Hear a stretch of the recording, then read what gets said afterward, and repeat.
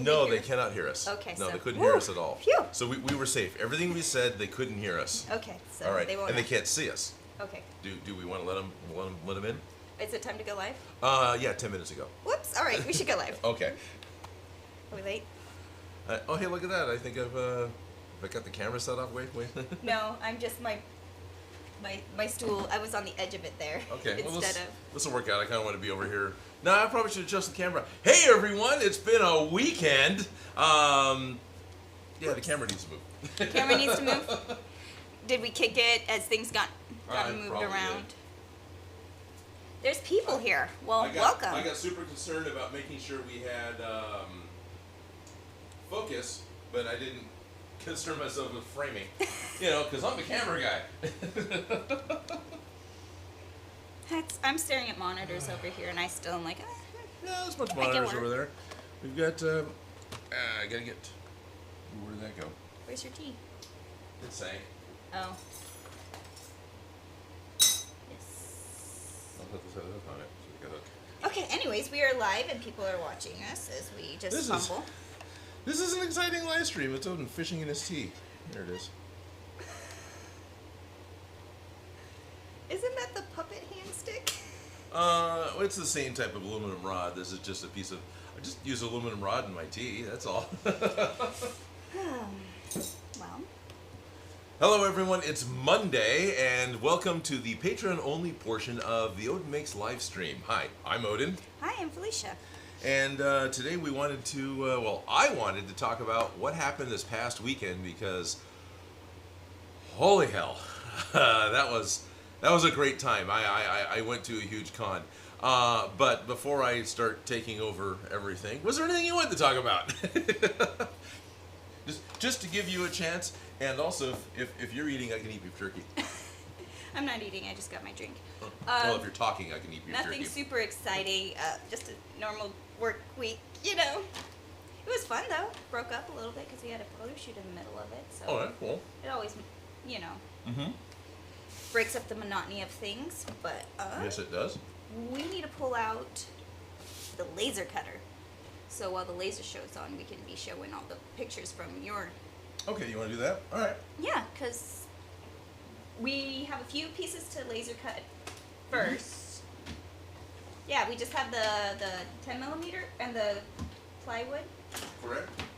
Oh, yeah, it's Yes, plywood. I knew it was right. I was like, wait, which one was it? We already got the little one, so it was the bigger one. Did we get plywood, or do we have to just kind of dig some out? And is someone here? Oh, We'll okay. have to dig some out. There's a little gremlin. Thank you. Bye. It's just mail delivery, so we have something to open up at 1 o'clock. Oh, we have mail? Uh-huh. That's exciting. Wonder what it is. Okay, we have James Allen here saying, hi y'all, Cheeseaholic, howdy. Will Connors, hello all. Leah Marie, morning, unpacking and tidying up. Gary King Cosplay says, hello, ha. And Jerry King Cosplay also says, an inanimate carbon rod. Not carbon. Not carbon. Everything's kind of carbon-based, right? Technically-ish. Technically-ish, yeah. I like that you got a little holder for your little Yeah, rod. Your calibrating rod yes, now the calibrating has rod now has a holder. a Yes. location that it belongs. It's not just going to get lost because where this floaty thing goes, nobody It's totally knows. going to get lost.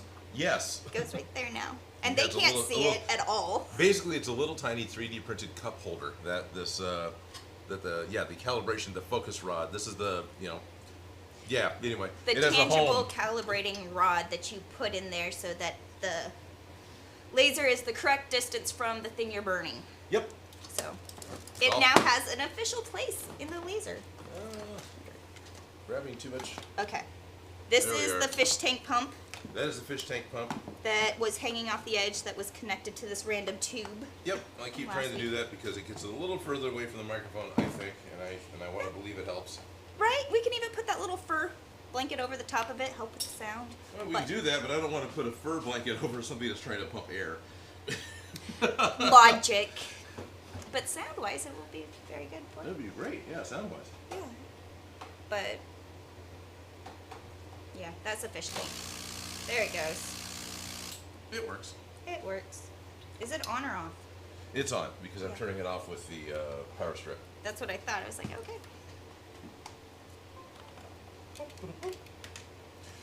So we started. Hi, we're all over the place because why be prepared? You can just do it online.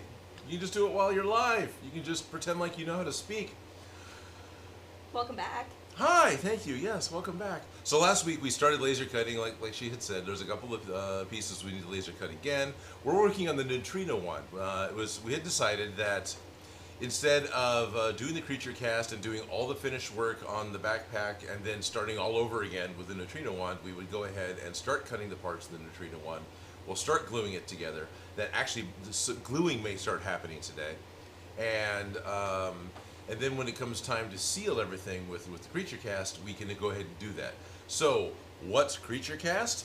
Do you want to answer? You can. It's a hard outer shell, more or less, for the foam. Yeah, exactly. Just like the stuff you put on your ice cream. Creature cast is a neoprene-based latex rubber replacement. So it's neoprene rubber instead of latex. So it's allergy friendly. Different allergies. Different allergies. Yeah, latex allergies, latex sensitivity. But what it does is it comes in different hardnesses, and I've got a couple of different flavors. I've got the one that looks just like dried latex when it dries, and it's got the same type of stretchability. Jerry Can Cosplay sent me some that is the what was that one called? Hardening or no? It was like the semi-rigid, I think is what it's called. Semi-rigid, yeah. Because there's the rigid, semi-rigid, and then semi-rigid, and there's a third one I don't have that's soft, and then I've also got a gallon of the rigid. Is the softer one like the stuff that they cover the foam in for like those play structures? Maybe. I don't know how soft it is. What I'm hoping is that it's really soft, like what I did with the face hugger, and I did with the fingers just straight up too. Latex. Yeah, just so straight you're up hoping latex. it's That's like what I'm that. hoping. Oh, okay. Makes But sense. then the rigid supposedly is rigid, and that's what we're gonna do. Not right now, but in the next week or so, we're gonna do some testing here in the shop with the creature cast to see how it's reacting, how it's it has to be sprayed on, so see how it's actually Can it drying. even go through the sprayer? How it's gonna work? Right. Do we have to dilute it? Is it gonna get destroyed if we dilute it? Well, we know it can go through the sprayer because the manufacturer tells us so. I've got one of the sprayers the manufacturer suggested. It is almost water thin like it is, so it's actually thinner than latex. Interesting. Yes. Okay. I actually bought a thickening agent to help it Does spray it thicken and with stick. age? No, it just air dries. It evaporate dries like latex and paint does. Well, that's what I was wondering. Will it thicken? Yeah, With yeah. age? It'll thicken with age. You might need to do a couple of coats. And apparently, even the manufacturer says it could take 24 hours to dry. Evil Ted is telling me no. When you're spraying it on, it's so thin it takes like an hour, 2 hours. So it might be Depends on the Rust-Oleum level of drying. This is true. He's in Hollywood, in Southern California, where if it isn't sunny, it's sunny. So it could be. We get some of those sunny days here and there. We're starting to get into fall. Yeah. But maybe. Still got some decent. Still have some decent weather. So I know I've got the laser files here. I could probably just find some 10mm foam and just start cutting out the handles. While I dig for foam, do you want to see what? Did we still have pieces in the boxes? Yeah, the boxes are still way over to the side. Do you want me to bring the boxes over first? I could go grab those. Okay. Yeah. Yeah. Well, let's see what the guys are saying then. Oh, not too much. There's stupid monkeys in the chat. Stupid Monkey's here. Hello, Stupid Monkey. I hope you're feeling better real soon. I know you weren't doing too well there. Oh yeah, also Jerry Can Cosplay. Thank you for the tea. The tea I'm drinking is the tea that you and Strick sent. Not Strick. You and the Irish Mafia sent it to me. Wow, my brain's failing. Jerry, yeah, I'm also Jerry. Very much looking forward to how the creature cast is going to turn out. 'Cause I'm very curious on how well that stuff's going to work. Oh, okay, I know what that is. Not important. And how hard it is to work with. And I imagine it's not. On his channel, Ted pulls it out half the time. All right, so I did this creature cast on it. We moved on. So I'm real hopeful. I forgot to ask him if any of the stuff he had at the con, because Ted was at the con that I was at this weekend. If any of the stuff he had was creature cast, I keep forgetting. Right, there was just too much to fangirl over. Oh god, it was nothing but a fangirl con. It was great. I want to go next year. I had a lot of fun at Dragon Con. I had more fun at Adam Savage's Silicon. Oh, I this last believe weekend. it. Oh, Just yeah. hearing the people that were there. Yes, So. it's nuts. No, there's no 10mm foam in there. Okay. But we have all the pieces from last week for the 2 ones. Well, it's supposed to be soft and squishy, so I'll just use, The floor mat foam? yeah, floor mat foam will be fine. I don't need to have anything more Well, that's what he uses. special. That's what he uses, yeah. Yeah. So, So it we're works. actually accurate for once to what his instructions are. Yes. We're doing it right. Shh, don't tell. Going into Yes. habit. Making a neutrino one. Neutrina.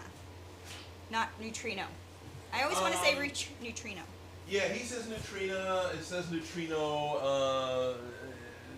It's had another name I can't remember. There's a bunch of names for it.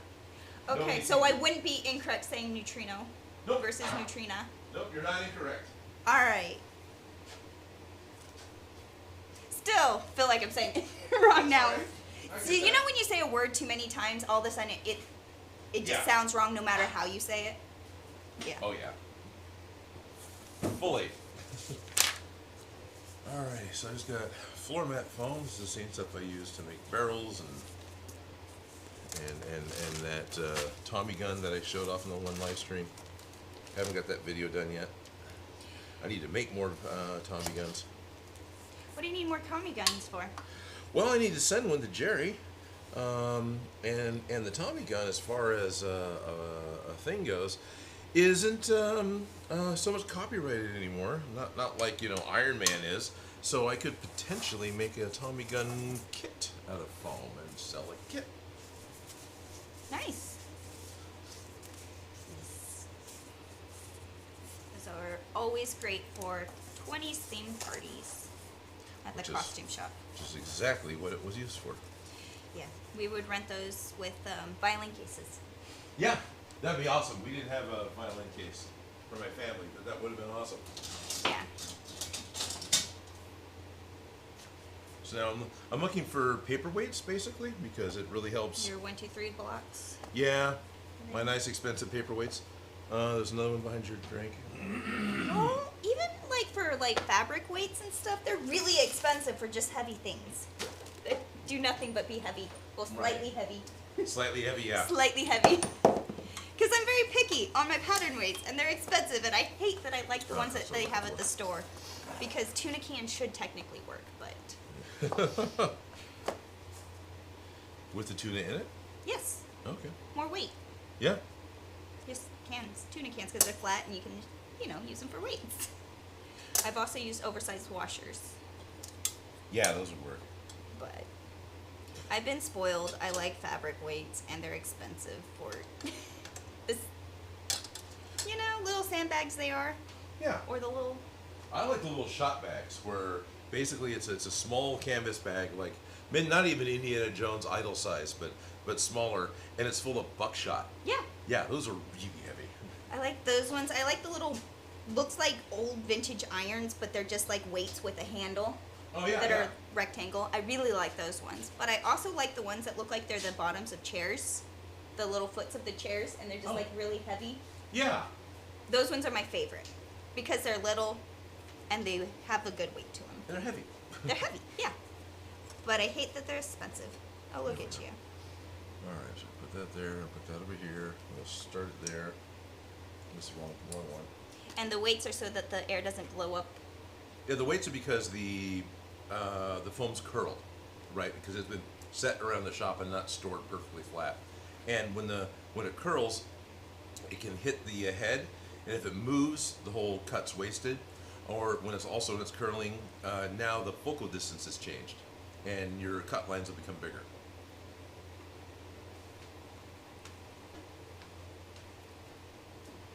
Sounds like experience.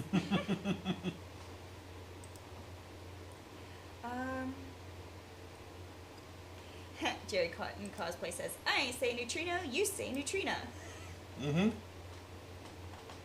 Neutrino.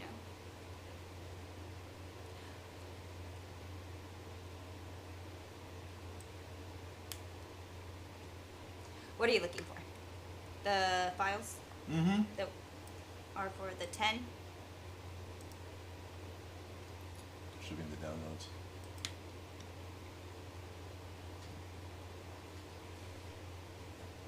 Did you go through and color code which ones of his were using the 10 millimeter? And Yeah, I did, and I also try to separate them as a file type. You know, as a saved file. yeah, I noticed that last time because I'm like, wow, you really organized this well.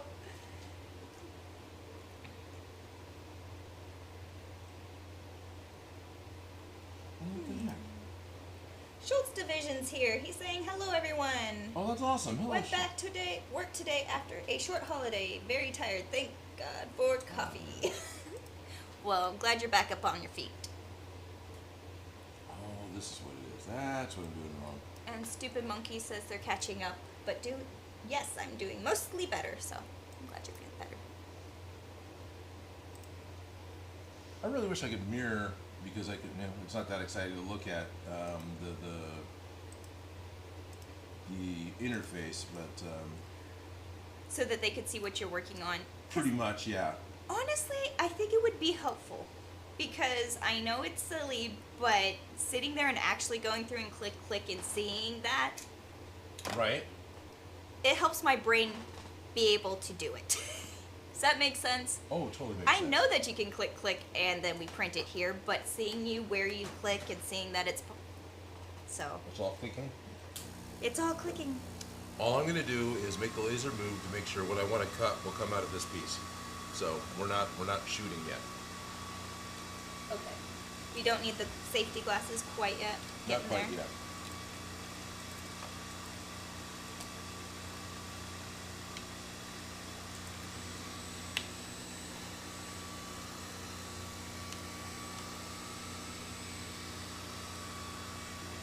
Well, not whacking anything, so I think it's gonna work. And it won't fit, so I can go. All right. Yep. I can start it. You can even move it this way so that you have this side, or move it that way. So Yeah.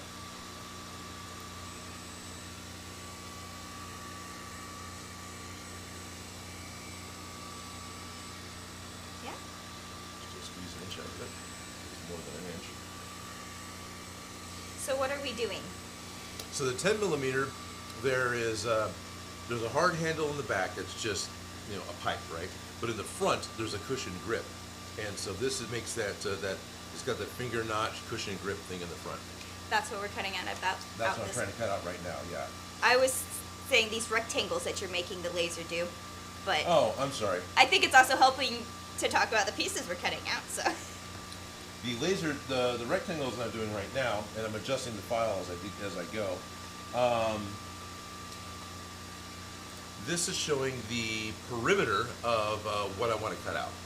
So it's drawing a box around the art that it's going to cut, and it's actually going to cut smaller because this is like the extreme of what yeah, it is. it's giving the outer boundaries of if it fits in this square, it'll be safe. Correct. So we know the safety square. So if this perimeter goes too far onto the puzzle pieces or Yep. right onto a bubble, we can just smoosh it slightly over to be more efficient with material cutting. Which is 100% what I'm doing right now. I'm smooshing it around. Yeah. All right, so we need 6 of these shapes to glue together so we can grind it down and cover it up with the way he shows in the video. Yeah. I've got 8 right now because we're going to do multiple units, right? Yeah. Actually, Yeah. that's These something- remind me of the handles on bicycles. It's exactly what they are. I don't think that's exactly what they use, but No, I think it's that's- more like something off of an old tool. Yeah, like a probably. vacuum cleaner. Like I feel like I see those everywhere, but I couldn't tell you exactly what they stole it from because there's too many of them everywhere. So the well, that's fun. That makes the You can't see. You're all black. I'm and white. all kind of black and whitey. Yeah, this one you still get color. The jungle green one, it straight up takes all the color away. It does. It's great. And but, the red but it's one actually makes it red. lighter, and I can see Yeah. kind of, but it's just black and white. And I was just looking at the monitors, going, "Oh, hey, I can see," but it totally washes out like the extended desktop. But anyway, this hopefully won't take long to do. Make sure I cut these in the right order. And start. Lasers! Lasers! Look, we're working. So, this weekend I got to go to Adam Savage's Silicon, or Silicon, whichever one it was.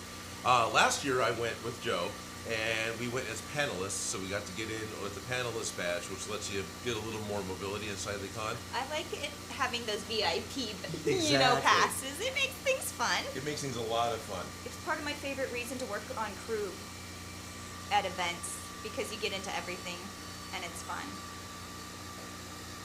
I got distracted. Yes, and it was a lot of fun working with crew, and knowing a lot of the crew was great. So this year, they actually gave me floor space. I actually got to set up a booth. They gave me a 10 by 10 space, and because San Jose isn't very far from Sacramento, it wasn't a big deal for me to load up my truck like I do at most cons and drive down and set up my grid wall, drag down Mechagodzilla, drag down the Gundam, and Soul Edge, which is why that's missing, and get to set up and show off to everybody and get to play with the toys with everyone. And because the con wasn't... a lot of cons are very comic book or superhero or anime oriented, right? Which is great, because you want a theme for a con, because then you can call it something. Like this weekend's going to be SAC Anime. It's very anime oriented. I think it also helps just really make the fandoms feel included. Yeah. You know, like this is where SAC Anime, let's like really celebrate that. So I get it. Yeah. Like this one celebrated crafting. Creators. Do you remember Con. Maker Fairs? No. No. So there was a thing called Maker Fairs that happened a number of years ago. They still do in some small respects, but the big Santa Clara Makers Fair doesn't happen anymore. This was just people coming together and building weird things and doing workshops and showing how weird stuff works, and companies going in and showing some of their new products, but most of it was people creating open source things and showing off their new ideas. And it happened at the Santa Clara Fairgrounds, and it was just nuts. Sounds like my kind of Oh, party, there was like a lot of Burning Man vehicles and Burning Man arts projects that would go out there and get shown off. So this was more like a Maker Faire con. Yeah. Where a lot of that energy, a lot of those types of people were there and doing that, but it was also con. It was cleaner. It was all inside. It didn't have the big crazy steampunk stuff, you know, like the giant Nautilus subcar, the Nautilus from 20,000 Leagues Under the Sea, or giant octopus arm things that spit fire. That wasn't there. But there was still printing farms. There was still sewing workshops. There were cardboard maker contests. You know, the R2 Builders Club, the Ghostbusters Club, the 501st. All those guys showed up like they usually do. But the Droid Builders Club came out in force, showing off more than I am used to seeing. And then the manufacturers were out there. DigiKey was out there. Raspberry Pi was out there. Smooth-On was out there. You know, and Amazon and NASA. So yeah, it was kind of like Adam just kind of went through his friends list and said, "Oh, let's call this guy. Let's call this guy. Let's call this guy." It sounds like a real fun Makers Fair. It was a really fun Makers Con. Yeah. Yeah. Very much so. Celebrating all the nerding and the crafting that goes into things. You know what I mean? Like, Yeah. you really, there's a passion. There definitely is. It So, was totally a passion. And this didn't cut through. so another pass? I don't need to do that one. We'll just do this. As I look, I realize, oh yeah, this is still set to 1,000, not there. Now it's coming through. See the smoke coming up or anything? Oh yeah, no, it was smoking earlier though too. Oh, okay. It's been smoking. I've been enjoying the Enjoying the ambiance. toxic fumes. You know, it makes the diode sparkle more on camera. Oh, there when we you are. have the smoke. Like if you want a really good laser show, you have to do the smoke Yeah. so that it pops. So you can see it. It has Yeah. particles in the air to interact.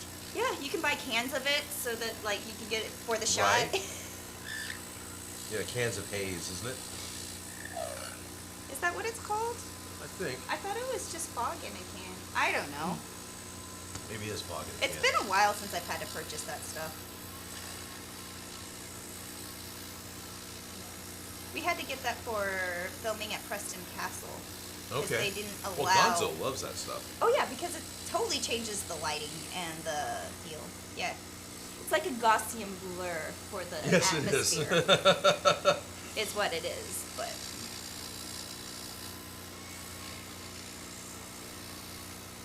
I know I saw that move. I don't know what the comments were. Leia says, yes, canned haze. Canned haze. Okay. Canned haze.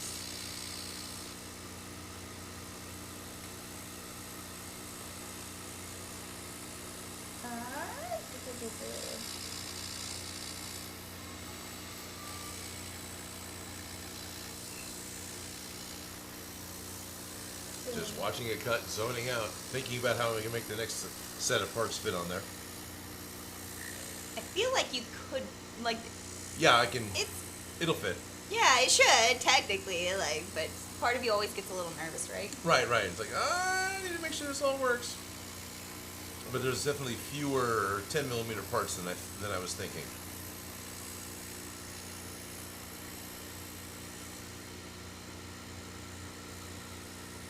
Yes. And I might cut another set of these trigger parts without the numbers on them in case those are a little too Gonna visible. be in the way, yeah. And then worst case, we can always cut 2 pieces of 5mm glue together, and then they'll be nice and... Bulky? Yeah, well, it'll be 2 files will still be 10, but it'll be not have the texture in the back. Oh, yeah. We can always just melt it. Yep. Melt it.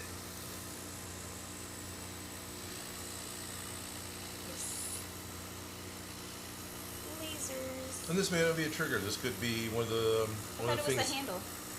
Well, these are the handle, but over here is a little those. piece, and those may not be triggers. That might be there's a little hook piece that goes under the barrel. We can find out. It is part 92. 92.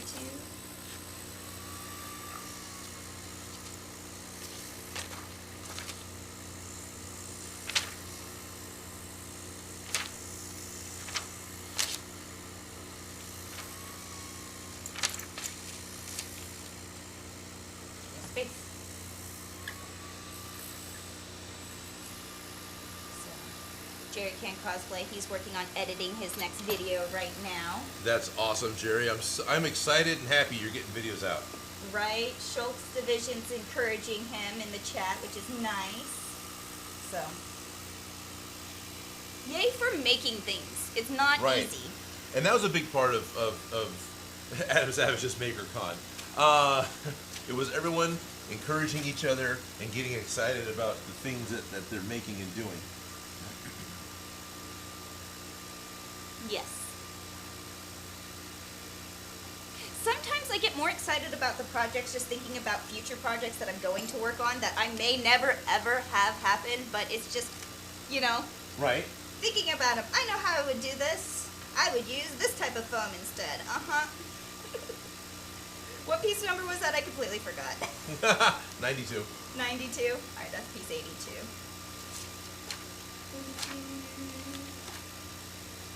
Oh, let's go. It must be on the other screen where I can't see anything.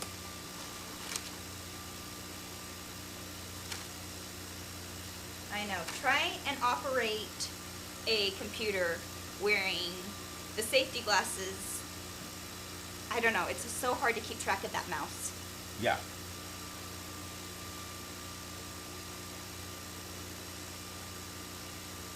Okay. Right here it says, and always wear eye protection. So Yes. you're doing good.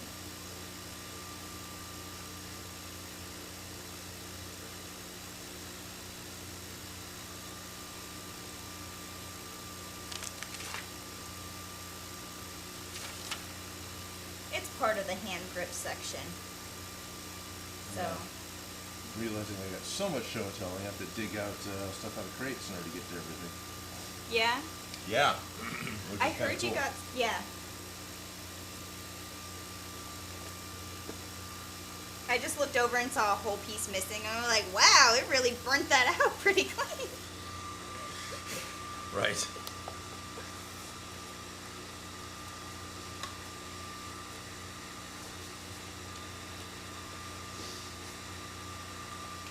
to this.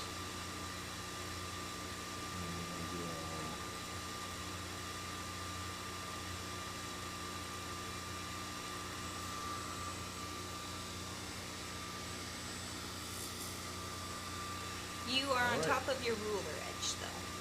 Oh. At least I feel like it is a little bit.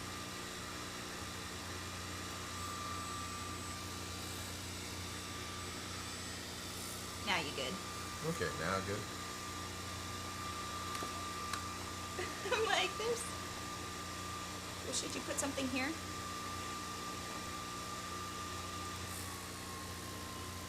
That's alright. Should be alright. Oh, under it? Now it's okay. Okay. There you go. That's fine. Shh. Shh. Shh. Yes.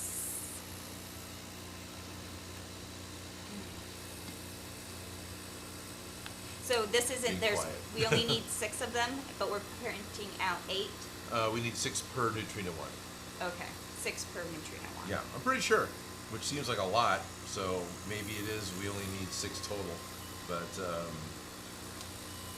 I'm pretty sure I set the file up so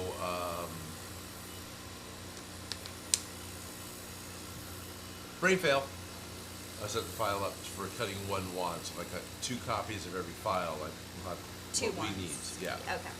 I know, we have to double everything Yep. in our calculations, so it's not just do this, and double it.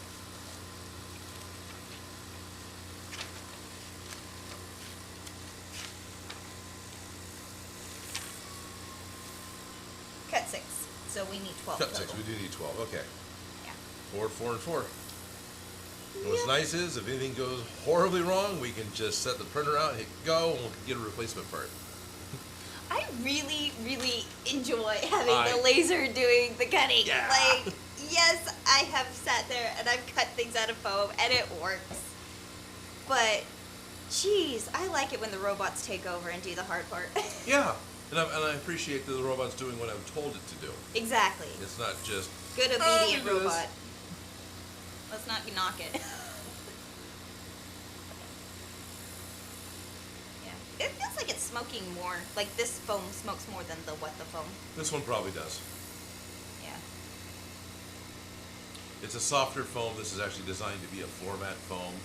Have some cushion to it. Has some cushion to it. I think it actually has an extra chemical in it to make it a softening agent. This is something we just talked about at the Foamsmith panel. Interesting. So there could be a little bit of extra toxic with this foam. That's why it makes it stink so bad when you open it up. I always felt it smelled like the shoe store. It does smell like a shoe store. And it's funny that out of all the things that I pick up this foam from Harbor Freight Tools. It's a store that I like to go to that carries this stuff. This foam is so stinky that in its box, in the store, it makes the whole store smell like this foam. So that weird smell at Harbor Freight Tools is probably 75% this foam, and then everything else.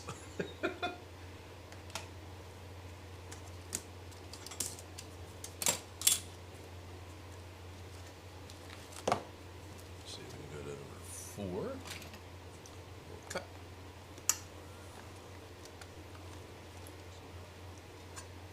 It's still smoking. Look at that. It's still smoking, yeah. That's the best part. Now, if we get in here and pull one out, it's going to tear a little bit. That's all right. Yeah, I can see the smoke. I don't know if the camera can quite pick that up. No, but I'm But impressed. It's nice when they just fall out as opposed to, Having to pop or break an edge. Or, yeah. Yeah.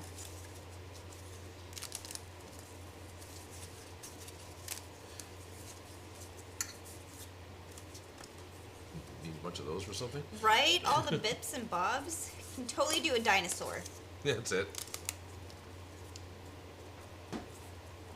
Brass knuckles. Oh.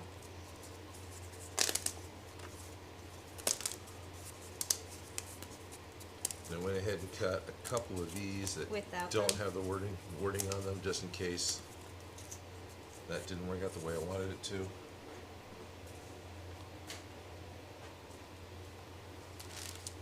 Yeah. So now I've got some of these that are labeled, and I got some that aren't labeled. So here's a pair for one bag, and then I have an odd number, so here's an odd number for the other bag. They are no longer equal. So I got one labeled, 4, 5, 6 for one bag. One's the label. That's 4, 5. Man, that seems big, doesn't it? It just me, or does that seem Or is it 2? overly wide? Or is it 2? Is it just like super long? Yeah. I don't know. I don't know either. We will find out. We We're will gonna definitely get there find out. eventually. These are 10 millimeter, right? I Let's didn't cut them out of 12, which then it would make them too big. They're 11, This picture needs to be zoomed out more so I can see right? better reference image. Shh. Not talking crap. I just want to actually see it.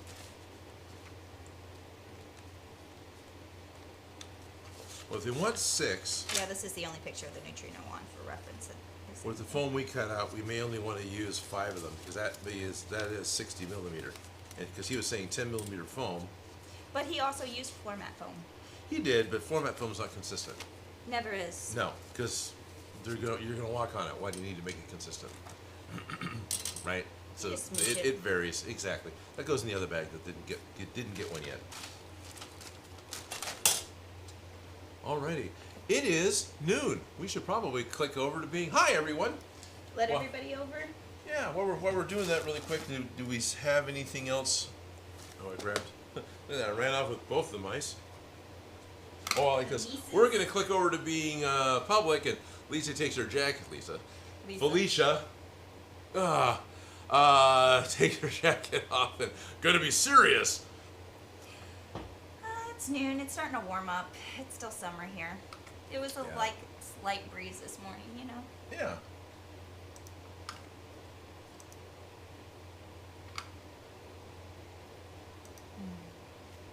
Public. Do we need Put in a playlist. Ghostbusters and this live stuff? streams. No, I don't want to use that Not one. this one. But Yeah, but that's what we're doing next. Yeah. Yeah, that was my question. 'Cause I Save. see there's like things floating around. I don't know. There's things floating around. I've got some 1/4-inch plywood over there. I'll go dig out in just a second. But First, we have to say hi to people. I kind of want to say hi to people then. Yeah, We should say hi to people. we really should. I know there isn't necessarily a whole lot of new people that have popped in immediately right now, but for all of my Patreon friends, all of those of you who enjoyed the completely disorganized beginning of this live stream, hello and welcome. It's now noon, and welcome to the public portion of the Odin Makes live stream. Hello, I'm Odin, Hi, I'm Felicia. and today we're going to continue to cut out pieces of the Neutrona wand,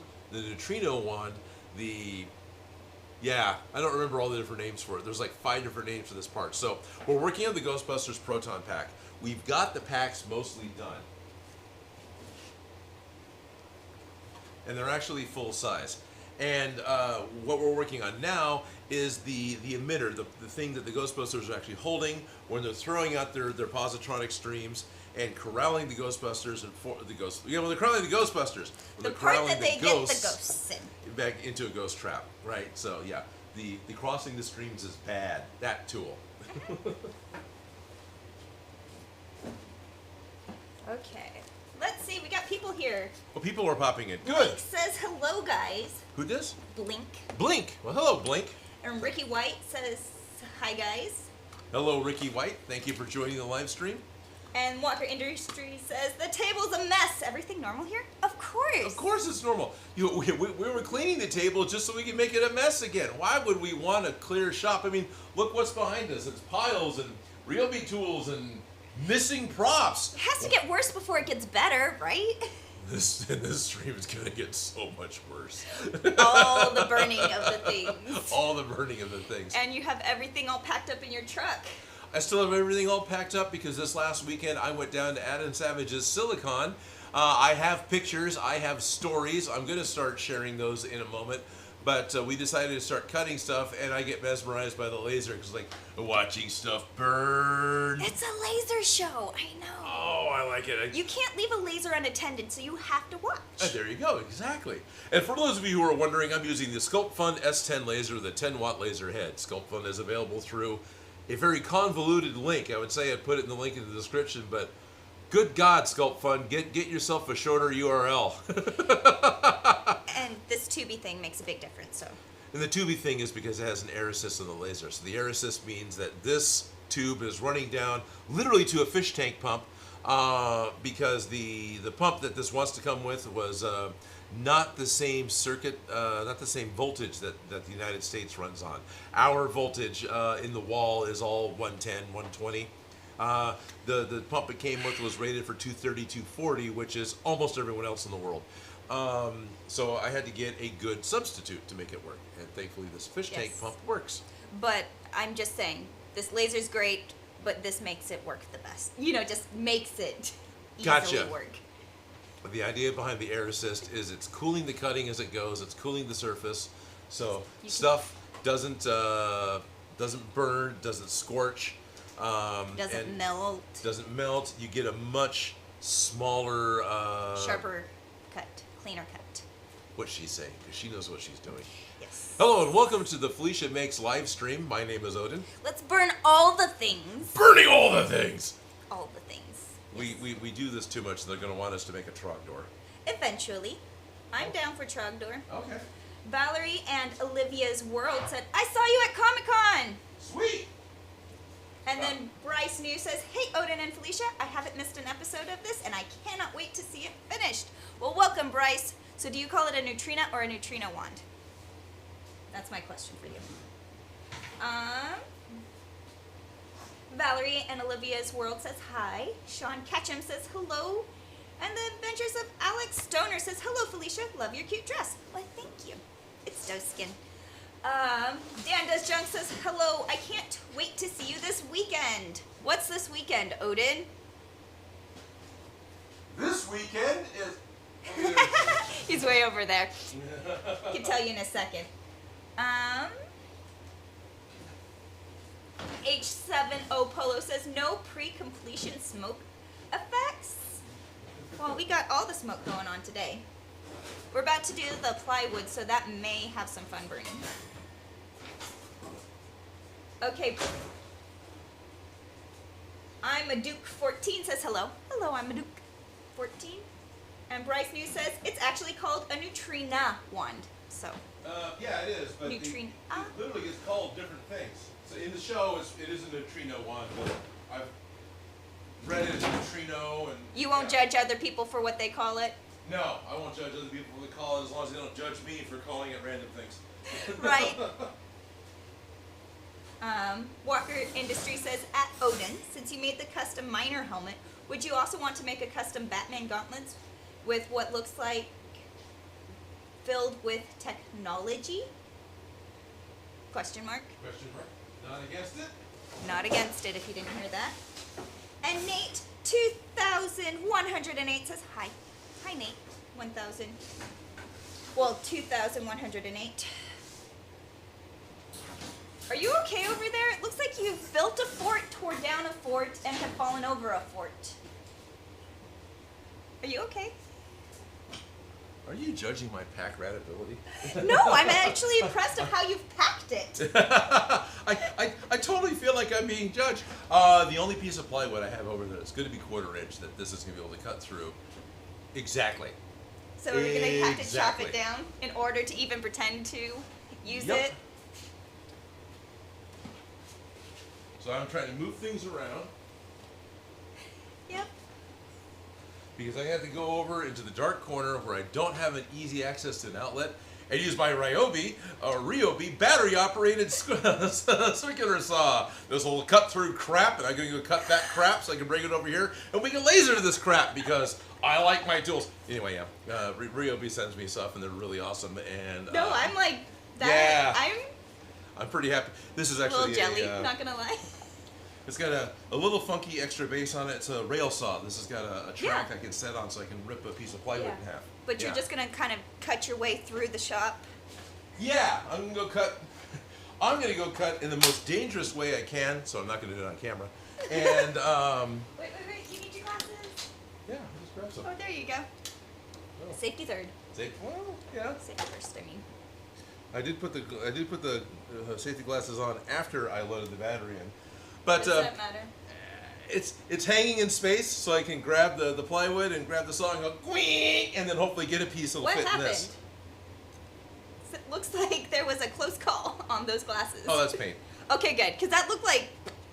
Yeah, that's just paint. This is actually C2E2 paint. So this is Okay, because that looks like something went for an eye shot, and I'm like, what was the story on that one? I wasn't careful with the paintbrush. That's why Okay, I have to that wear makes safety sense. goggles, even when I'm eating oatmeal. These leftover from C2E2. Okay, that makes sense. Ryobi was nice enough to ship me out to Chicago to go do that con. This was about 3 weeks ago.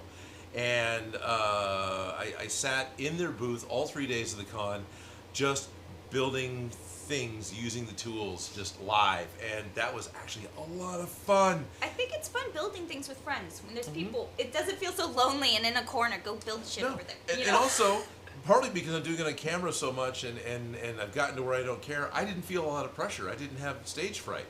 Yeah. It was great. It's like watching those people bake cookies at the store. Yeah, They're just exactly. trying to do their job, but we get to watch. Right, if you ever gone to Costco and got those little taster cups of the different food they got, that's exactly what I was doing at the Ryobi booth. But with their tools. Little samples.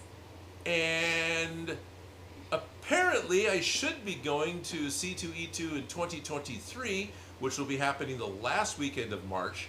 So it'll be second to last day of March, and April 1st. April Fools. Yep, April Fools. It's the end of C2E2. So I'll be able to be back in Chicago. Now, there is a possibility this won't happen, but there's a greater possibility that it will.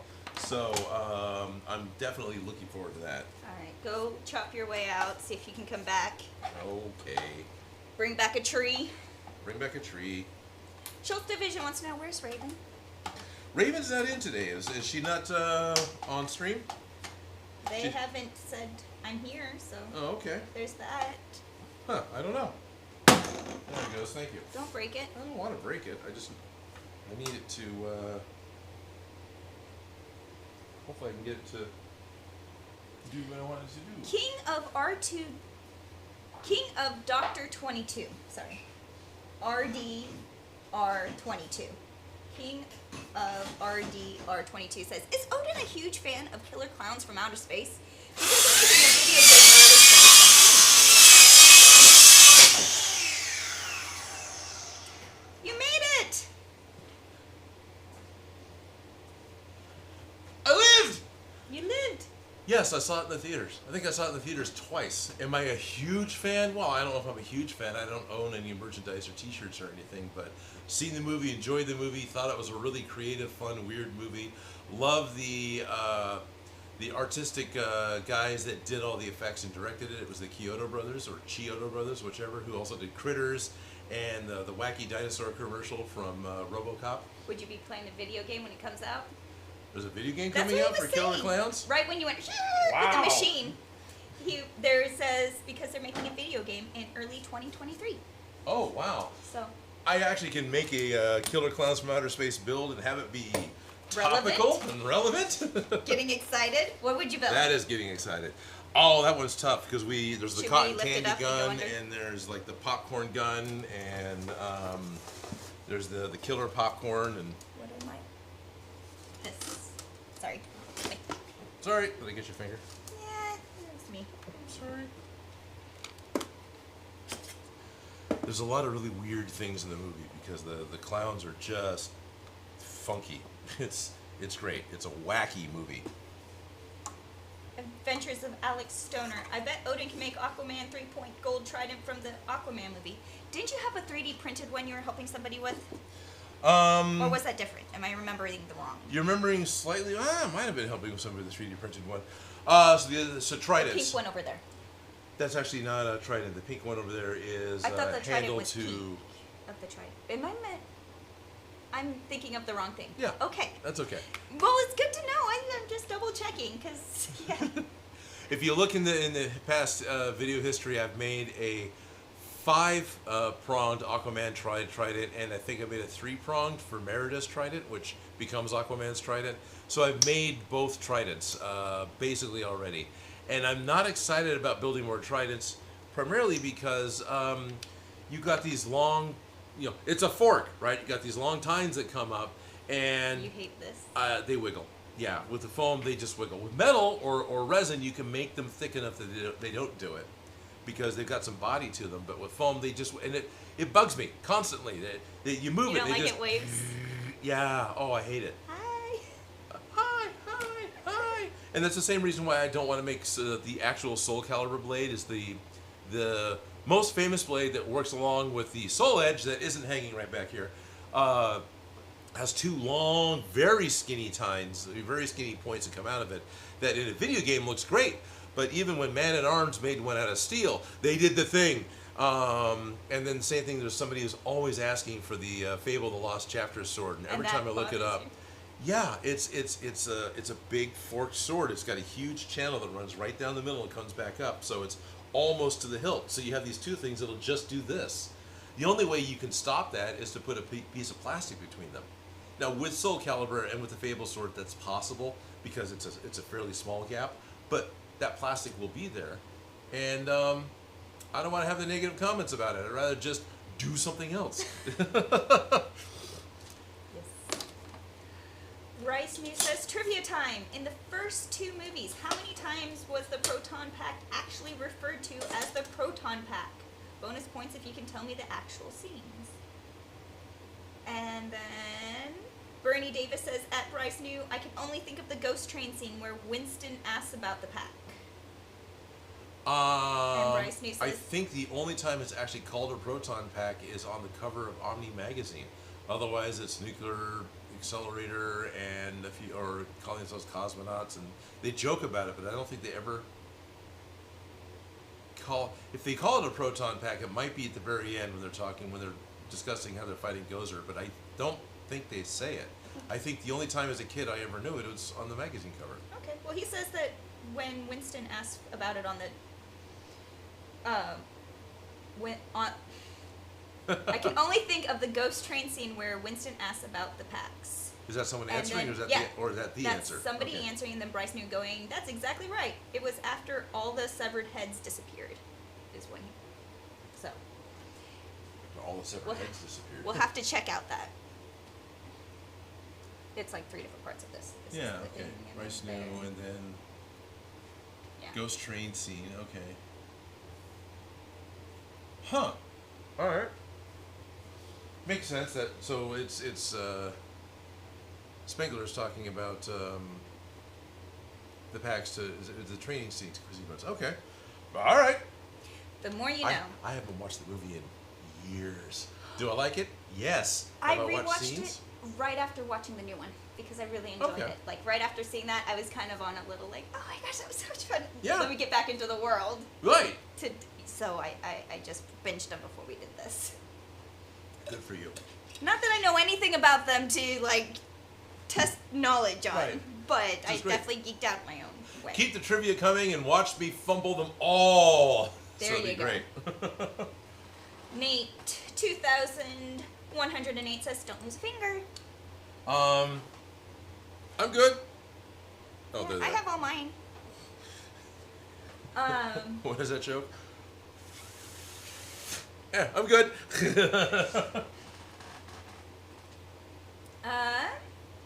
Walker Industries at Felicia. How do you feel about Pixar? I love Pixar. Who doesn't? If you don't like Pixar, what's wrong with you? What's wrong with you? Do you hate yourself? Why do you hate Pixar? Right? And then Nate 2108 says, how do you feel about Transformers?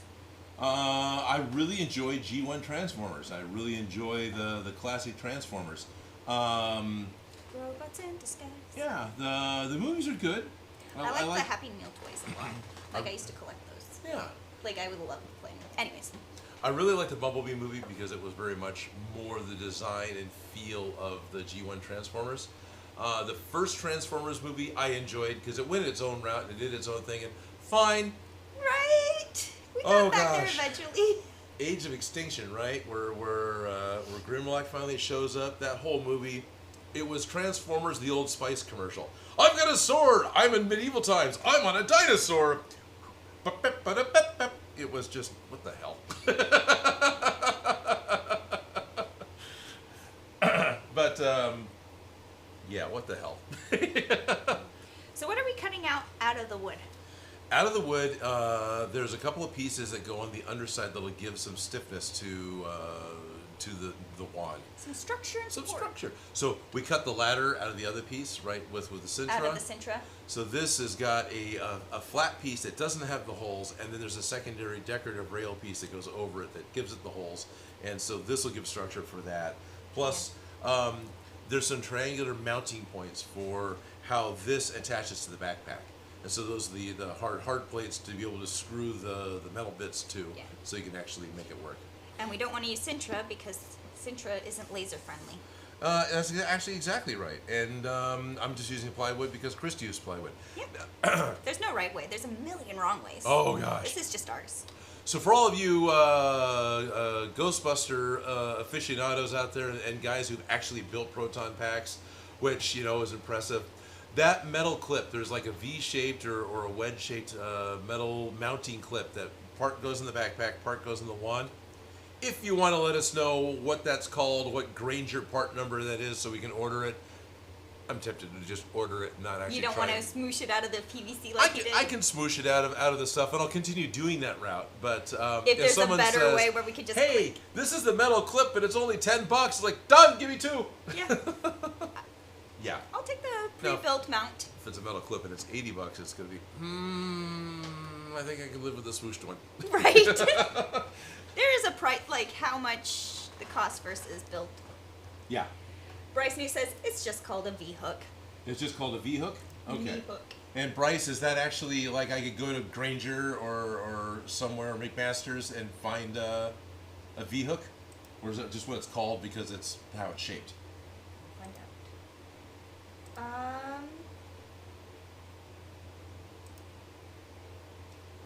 Ghostbusters Afterlife is a great movie. You should watch it. I agree. I agree.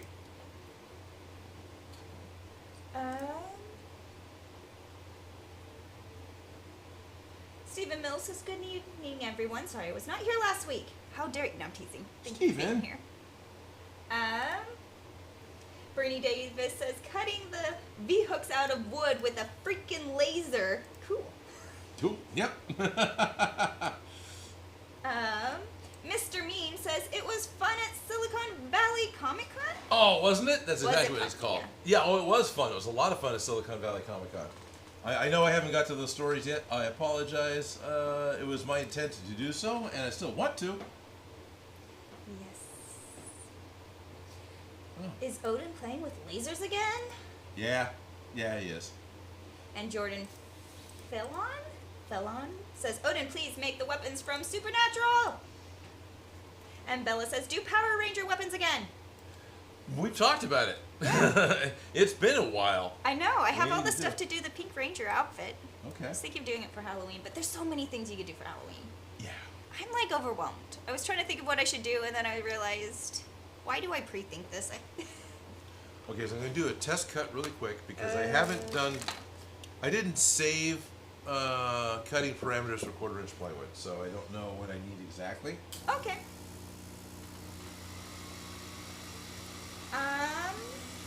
Chris Van Zeeland says, I don't often get to catch your live streams because I'm normally working, but thanks to a ruptured appendix, I'm getting to watch today. LOL. I hope you're doing much better. Yeah. Thanks. Yeah, I'm very grateful for modern medicine when it comes to the appendix. Yeah. Yeah. A couple of poke holes versus a whole gash sometimes. Right. Yeah, so I hope you're doing better.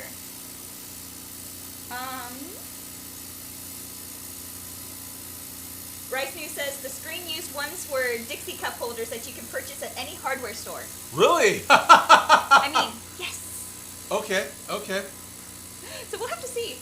Okay. So those are going to be super hard to get a hold of now, but that makes sense. It was the mounting thing for the. Okay.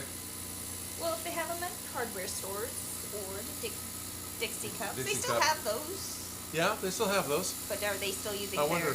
mounting technology? Hopefully there's someone out there that knows how to search for these things and find out if there's the. So imagine this is the plastic sleeve that holds Dixie cups. So you mount the thing to the wall, then you mount the Dixie cups to the side of the water bottle or whatever.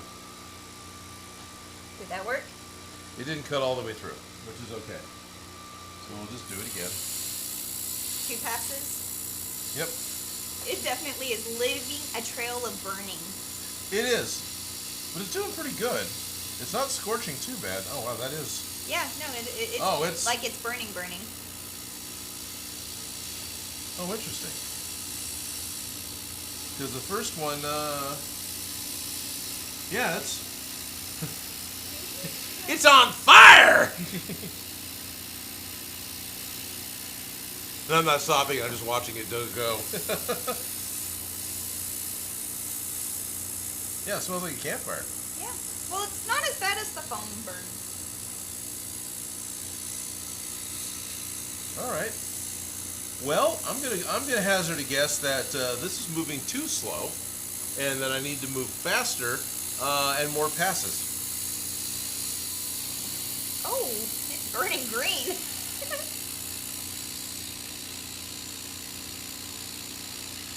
Yeah. Overachiever right there. Burn all the things. And it's still not even pushed through. And it still didn't make it all the way through. Nope, it didn't. All right. Sorry, it's really hard to show anyone else. We could try going to 4, but it's this little tiny thing here in the corner. We burnt. Yeah, it's burnt. It shouldn't look like this at all. This is looks like this burning. Is really funny. Oh wait. Oh, you know what I didn't do? I didn't calibrate it. Yeah, that could help. Oh yeah, that could help a whole lot. Calibration's important, people. By the way, there's this handy little metal tube here that you set down in order to figure out what your focal point is. Schultz. And what did Schultz say? Schultz Division says less power, more passes. Yep, that's what I'm gonna have to do. Yes.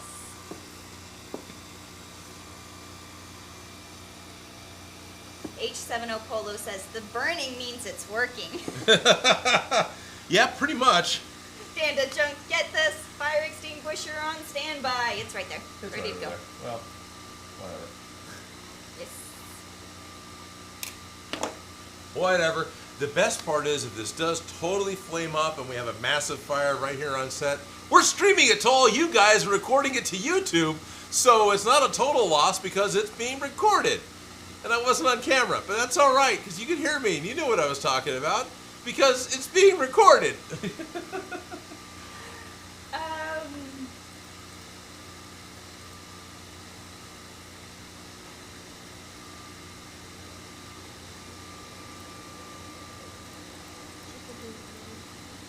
So this process could take a little while to get all these parts cut out. So this is definitely we have to do slower. We have to do slower and more passes. Yeah, which not a big deal, but we're finding this out. We're learning. We are. This may not be ideal plywood to cut. Would this be a situation if we put down a piece of tape to just not reflect the color? Would it help?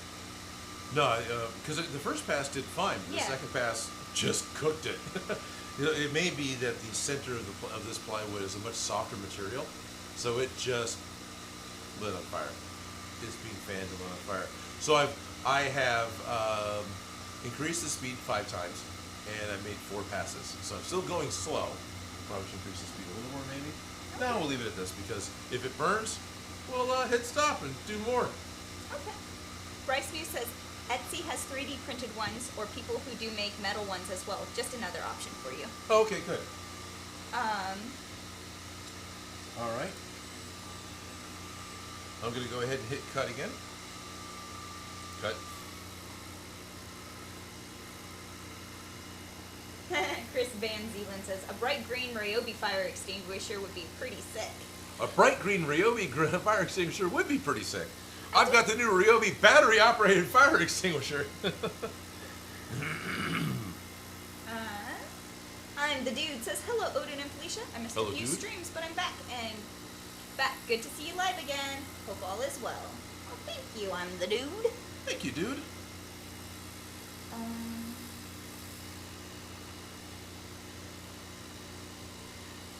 Junior, how do you pronounce that? Jinto? Jacinto. Junior Jinto. Jacinto? I don't know. Is it wood? Use 10 millimeter at 100% plus air. 1 pass each. Okay. 2 millimeter. 10 millimeters a second. Wow, I'm doing 500 right now. Is it? No, I'm doing. Well, it is cutting out. Look at it's popping. No, I'm doing 500 millimeters. I think it worked. Oh yeah, it does look like it worked. Let's see.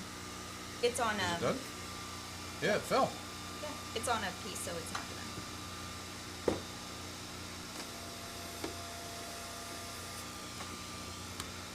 Yeah, the center of this plywood is what's burning. Is what's burning. I think we still need to mess with the thing a little bit before we cut them out, because that's a little too burnt, I think. Yeah, because you see how it's you Should can't we on the show camera them because it's tiny. Camera 2 or you can try, but or 4. 2's good. But still, it's like the focal point is here. I can't hold it closer to the camera. You'll never see it. See, it's a thing. Basically, instead of it being cut clean through and being really nice, it's cheap plywood is what I got. It looks more like an Oreo cookie where you've got this crust that pops out the side and the center is burnt in because the center is a lighter grade material. So let's do some more experimentation live because whatever. Well, that's what we're doing. You get to see the actual process. It doesn't always go smoothly. It's not A plus B equals C. It is, well, this plus this kind of makes that. Yep. Close enough. We'll figure it out. You need lots of measurements. What? You need lots of, I said measurements, that was the wrong word to say. You need lots of messages, it's more what I should be saying. That's why I was confused. I'm like, measurements? What are we doing? Alright, I'll do 8 passes at 800 millimeters a second. He said 10 millimeters a second. My thing's set up per minute, so it requires divided by 60. So this is a little faster.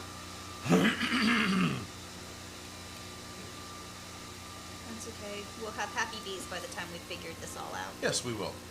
What's fun cutting on hexagons?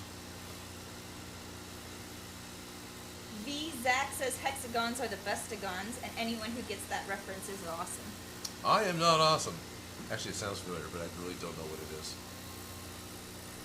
I'm not going to pretend I do. Yeah. Did it So- cut through?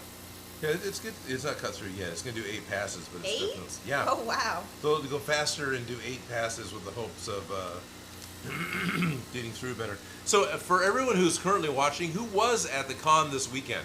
That'd be kind of neat to hear if out of the few people who are watching, if anyone was there. I think one person said they saw me at another con.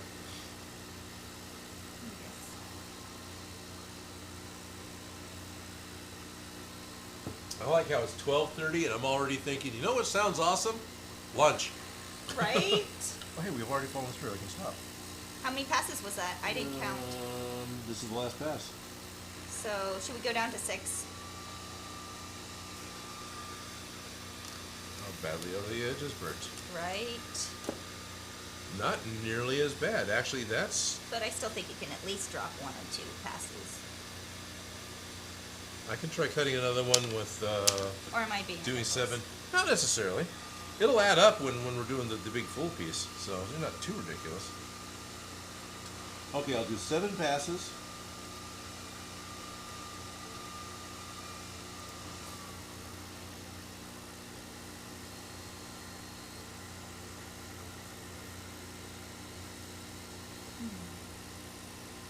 It's like we're cutting out a little tiny Catan board.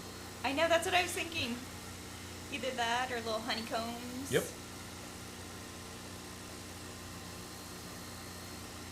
Is that your phone or mine? It's you. Probably Ah. mine.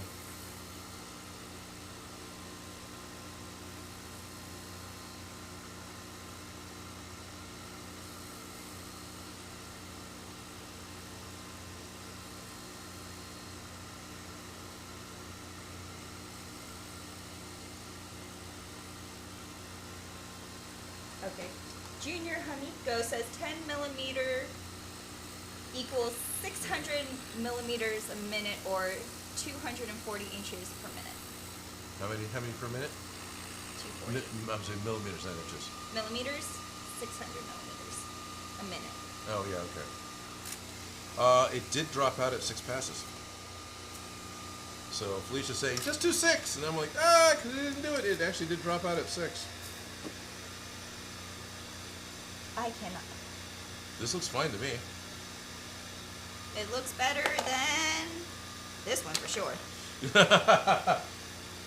This one for sure? This one for sure. These ones. It's not significantly better than the 8, but it's less burnt, so there's that.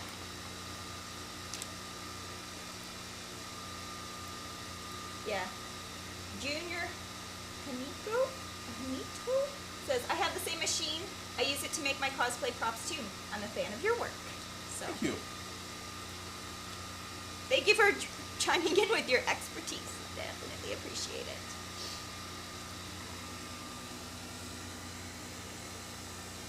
Oh, these aren't that big. Oh, that's it? What? How big it is? You thought it was going to take up more I space? thought it was going to take up more space. This is all the parts for 2 of them. Oh, cool. There's Really? just that, which is good because it has to make all those cuts 6 times, right? We'll definitely get a chance to actually start doing some pictures. We're doing that, and then Dan Does Junk says, although we'll be indoors at SAC Anime, still sucks that it's going to be a scorcher this weekend. yeah, SAC Anime usually ends up being a scorcher for some reason. I love this hot weather. I'm not going to lie.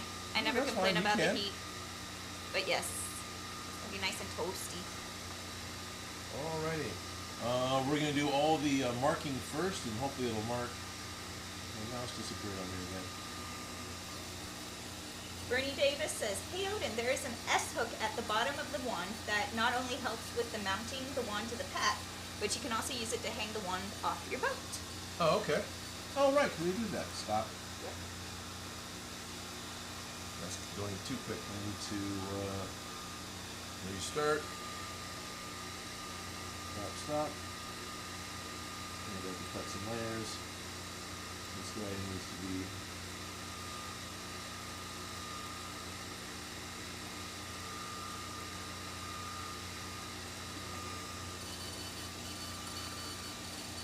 Is it actually marking now? Yep, I can actually read that. Okay. Hey, he actually calls it a V-hook here. You know, uses its proper names and stuff. Yeah, why not? And we got a lot of flashing going on too. Do we? Yeah. It's the laser show. It's the laser show. We are burning the wood. V-hook base and interior support. He told me a comment. I forgot what it was. I don't remember. I think it is. Sorry. Stayplation 5 says, I would use this machine to Swiss my Kraft cheese slices for sandwiches. You can use it to put pictures on your lattes. Yeah, you can. Calibrate it first. Yep. And then both Walker Industries and I Walked Away From Already Burnt. Who is it? Bernie Davis? Both telling us to just take our time and have fun, or saying in general, take your time and have fun. Oh, Bernie Davis is telling at Walker Industries, take your time and just have fun. And then at Walker Industries back to Bernie Davis says, amen, brother. At Bernie Davis, I'm not sure as I piece it together. I usually play by ear most of the time. See, spoken like a true crafter. Yep. We'll just smoosh it. We'll get there. We'll figure it out. We'll get there. Yep. And Walker Industries says, at Bernie Davis, amen, brother. Ricky White says, with those glasses, it looks like you're in an episode of V. You kind of.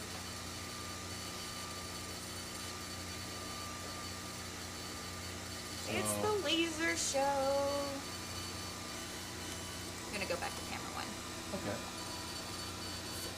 You brought your laptop today, not only just to help with the burning. No, it's just to help with the burning, but I wanted to Show off all the pictures show from off some this pictures fun from the weekend. con. Yeah. Like, I keep forgetting that my laptop isn't letting me. Share. Yeah, basically, I'm not able to. F11, right? Yeah, I'm not able to share. What I'm not able to do is.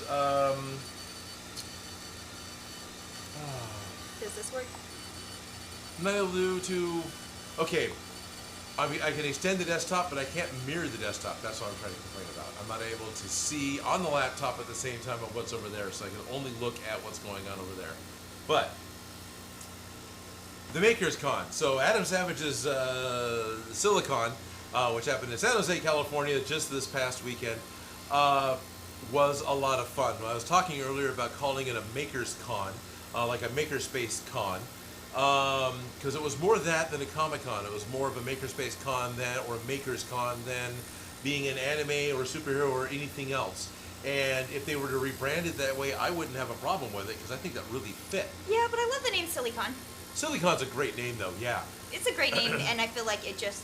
Well, I don't want to not call it Silicon anymore, but you know. Yeah, no, it is definitely a Maker Con. I swear, looking at the people who showed up. And having listened to Tested.com and Adam Savage for years, he just went through, or somebody went through his contact list and said, hey, you want to come over and play? And that's kind of what the con was. And it was the number of people who I met who I never expected to meet. What was that? We might need to turn down the amount of classes by one, because we're starting to like actually burn out the center there. It didn't pop down, but it is burned. Yeah, it didn't pop down. But it is supported from behind. I don't know. I say let's burn all the things, but then I get nervous when we actually do. Well, as long as we don't move it too much, we can do more single passes and get things to drop. Okay. Sorry, I didn't mean to interrupt you. That's all right. I just saw burning. So getting to meet people who I'd never expected to meet, and just the number of creative people, not only who I admire, but in people I didn't even know, and businesses showing up to show things off was phenomenal. It was crazy fun. It was like, you're here too? There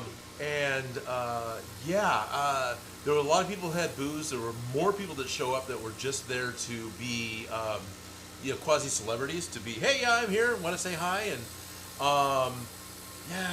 it was really cool.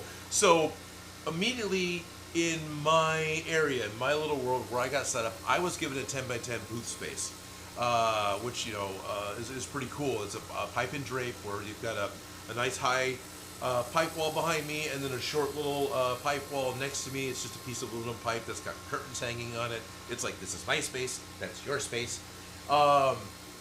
So on my booth, right next door to me was Evil Ted, which, I know you. You know how that goes. Yeah. So and then right next to Evil Ted was Beverly Downen from Downen Creations. She brought out her Hella suit. She did a full Hella suit that looks spot on. And then brought her giant Elizabethan wig, and brought her and she wore her still suit from the new Dune movie that she had made.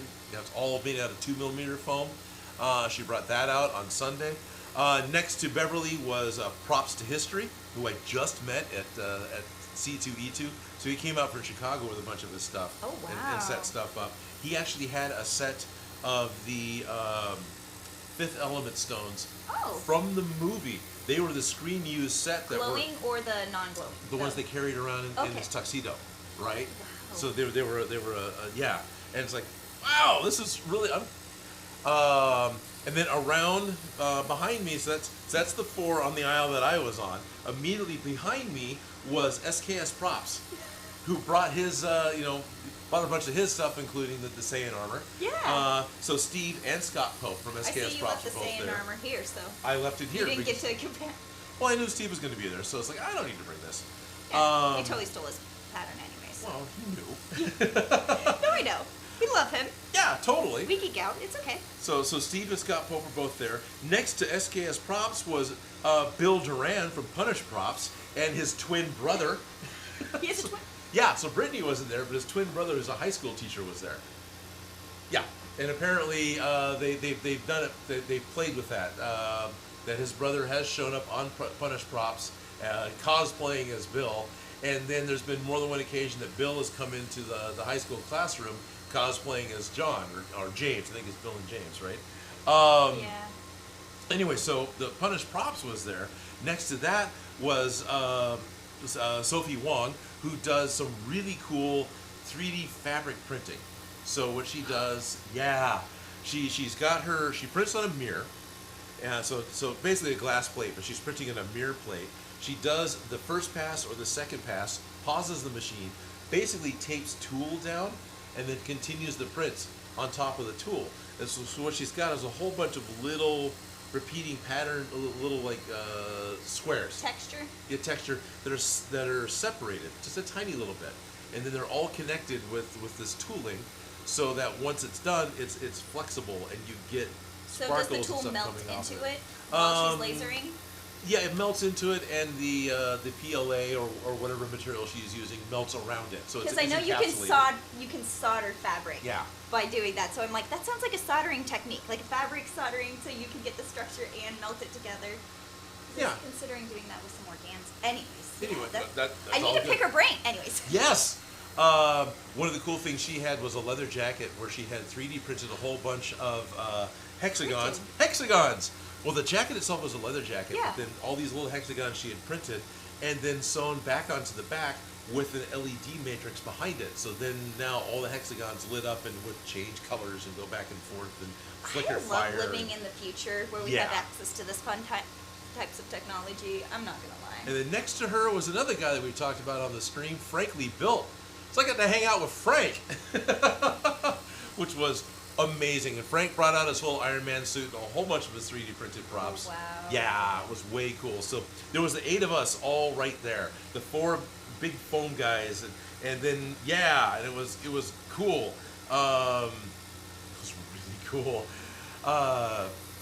So let's see. So did time fly like that? Yeah, pretty much. But what was nice was the requirements for the con was to come in and have everything set up on Friday, because the San Jose Convention Center is a union-run convention center. Basically, there's a decorators union that is in control of large-scale booths have to be built by union labor, and the transportation, basically your car stops outside, and then in order to cross the threshold and get to your booth, that has to be done by union labor. So I can't take my booth stuff the 50 yards to my booth. That has to be done by a forklift driver. Oh, nice. Which is great, right? We've got work going for different people, but I have to follow certain rules, and because it's done that way, and for shows in the past, they would actually carpet the hallways. They didn't for this one, but they require a full day prior setup. Everyone has to be set up on Friday, even though the show starts on Saturday. Yeah. That means everyone's there on Friday without guests, and we can all talk to each other and be a bunch of kids. I know, you were talking about, I gotta go set up. Like, the setup sounds like more fun in a way, you know? Yeah, I was up early, had my crew in the cab of my truck, because Raven, prop shop went with me, and Shop Gremlin went with me, and we went down. Joe didn't come till later. Oh, okay. And we went down super early. It's only like a 2-hour drive or so to get to San Jose from my shop. But still, we were up early enough to get all this put together, to get there 30 minutes before the gates open. So we're sitting, waiting for the gates to open, 5th in line, right? we were unloaded in the booth by before the end of the hour, before the end of 11 o'clock, and starting to build stuff. Okay. And it was great, because as the other guys trickled in, my work was pretty much done, mostly. So you can go chit-chat and bug them. Yeah. Go be helpful. Go and be helpful. So the first picture I've got up on camera 3. Camera 3? Is it behaving? Oh, I see what I'm doing. What am I doing? There you go. Yeah, you want to do that. This is me holding a space helmet that Evil Ted made. You still have the laser going. You should take those goggles off. So Evil Ted made a helmet as a gift to Adam Savage. So the collar piece I'm holding is supposed to fit over your head and onto your shoulders, and then the space helmet with magnets would click to the collar, and it has internal lights that turn on. My head is so big it wouldn't fit through the collar. Interesting. You know what's crazy? Looking at that picture with these glasses on, it looks like somebody just drew a face. Like, it just looks like a piece of paper because it's so flat. Oh, okay. Because the red filters everything out. Okay. And so all I see looks like somebody drew a cartoon face on a far piece away. of paper Right. in the hole, like where your face should be. So it's like I had to get really close. I'm like, no, that's actually your face. That is actually my face in the helmet. Yeah, but from far away with these glasses on, it looks like somebody just, just drew a face. Oh yeah. I've already shown the next picture. I'm going to have to click away at it on occasion. But the next picture is what we had for lunch. So there is a burrito place close by called Iguanas. So it's Iguanas Burritos or Iguanas Taqueria or whatever it is, right? Okay. But in order to play on the idea of iguanas for their burritos, they make a Burrito-zilla because Godzilla is effectively a mutated iguana. Okay, yeah. So the Burrito-zilla, if we want to go ahead and bring number 3 back. Can I? Yeah, go ahead. I know it's still a head thing. The Burrito-zilla is this 24-inch long or 20-inch long 5-pound burrito. This thing is wider than a soda can. It's more like, it's more like a piece of pipe. It's this massive burrito. Bigger than a baby. Yeah, oh yeah. But it was this. Listen, wait a minute. This is why I'm also wearing a Kaiju T-shirt today. So this giant burrito. Yeah, how could I not? I want the Burrito-zilla. What do you want on it? Carne asada. I don't care. I will take it how it comes. Yes. I was barely able to get through half of it for lunch that day. And then I had another fourth of it for breakfast. And then I had the last bit of it for lunch on the next day.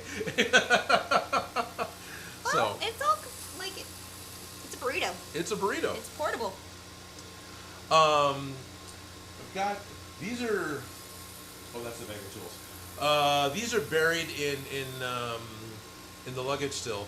But if we want to go ahead and show this picture, one of the first guys that showed up I got to talk to was Ben Eady. So there's a picture of me, and directly to my right is Ben Eady, and to my left is Raven's Prop Shop. This is the moderator we usually have here on the show. I don't think she's here today, but so here's pictures of all of us. Ben Eady had talked to me, got excited about the Lego pieces that I was making, giant-sized Lego parts.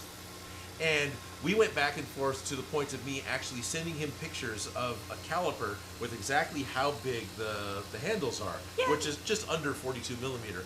And so he made sure that he made scales, models, and versions of these flaming Lego parts. I should go dig one out of a box. Gave you one? Yeah, I've got one. So the one in my hand I got to keep, right? Which is awesome. Way cool. Is this gonna go back to one? It's not gonna let me zoom in. No. Can I? This is me fumbling. Yeah, sort of.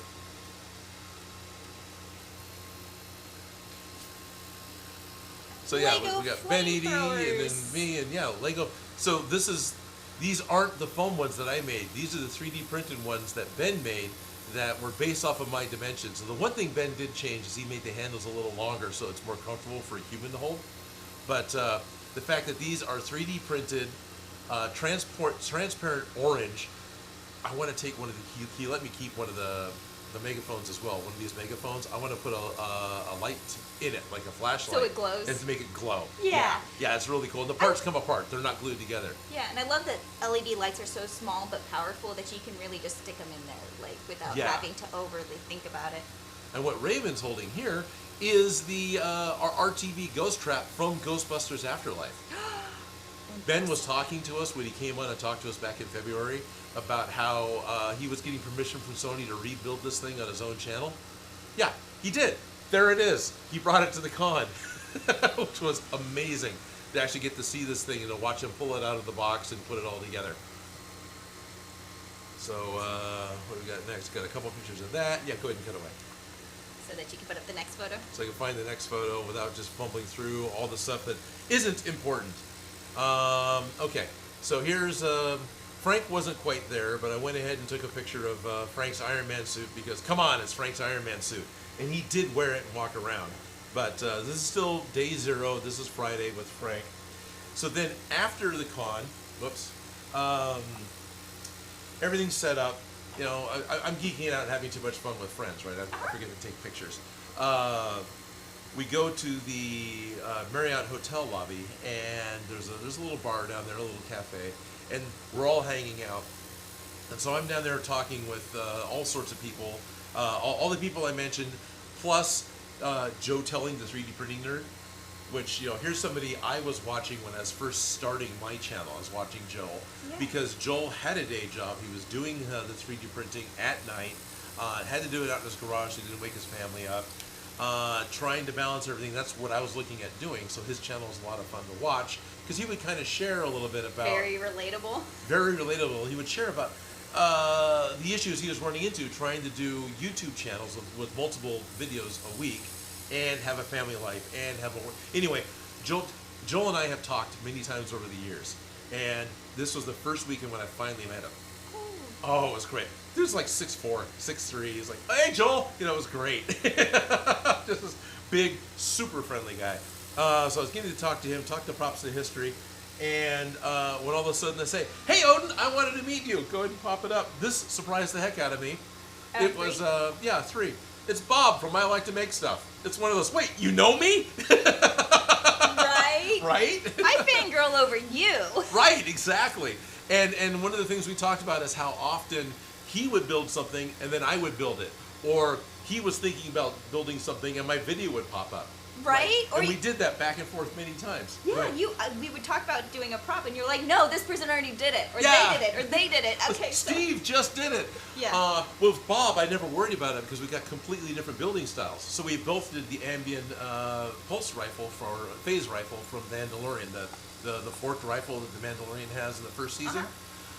We both built that, but his was made out of wood and metal parts and very sturdy, whereas I made one out of foam. So I don't care. Lightweight and portable. And I don't think Bob cared either. No. But still, it was really funny that it's like, yep, that happened again. You guys are on the same wavelength. Very much in the same wavelength. Yeah. So that was really fun, and just in general talking to him and Bob came out with some of his crew, and Joel came out with some of his crew, so I got to talk to the crews as well, and that was fun. So I was way surprised to have Bob walk up to me and go, oh, hey, Odin. I've got a picture of Beverly Downing's, this is her Hella. I know it's kind of hard to see all the horns with the ceiling. all the ceiling in the background. Texture. But yeah, come here, there we are. It is the full set, the full Angry Hella horns from Thor Ragnarok. And this does fit her. This is a full cosplay she can wear. The horns are foam, but then she covered them with a smooth-on product. I don't think it's Uricoat. I think she used something else. So they're extremely lightweight. They actually click together on the back. And the very first cosplay repair that I got to help with at the con was when Beverly walked up to me and said, "Do you have super glue?" Because one of the final pieces that go on the back of this headset had the magnet had popped off, and she needed to super glue the magnet back on. But that's good. Yay. Yeah, it was great. And then the lower part of the suit is all sewn, and the glossy black is more smooth on that was painted on over the spandex. So it was neat getting to see that set up on a mannequin. I'm going to click this back. Let's make sure what the next one is. Oh, okay, that's the video, and do that.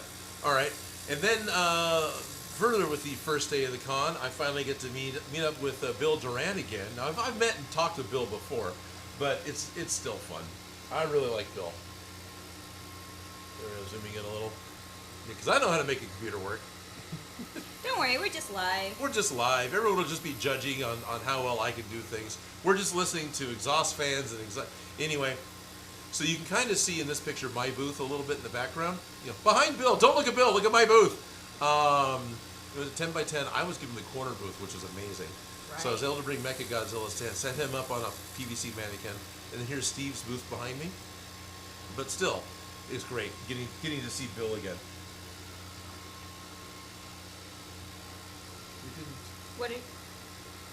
Did I mess it up? No, you didn't. I did. Oh, okay. So I said it's your fault, not mine. It is. Probably zoomed out too much. There we are. Oh, okay. Are we done?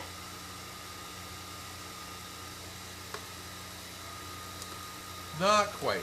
Let me... This one's popped out. But, I feel like they need one more pass. They probably Maybe, do. but it may burn it. Unless they've cooled down enough by now. We'll see.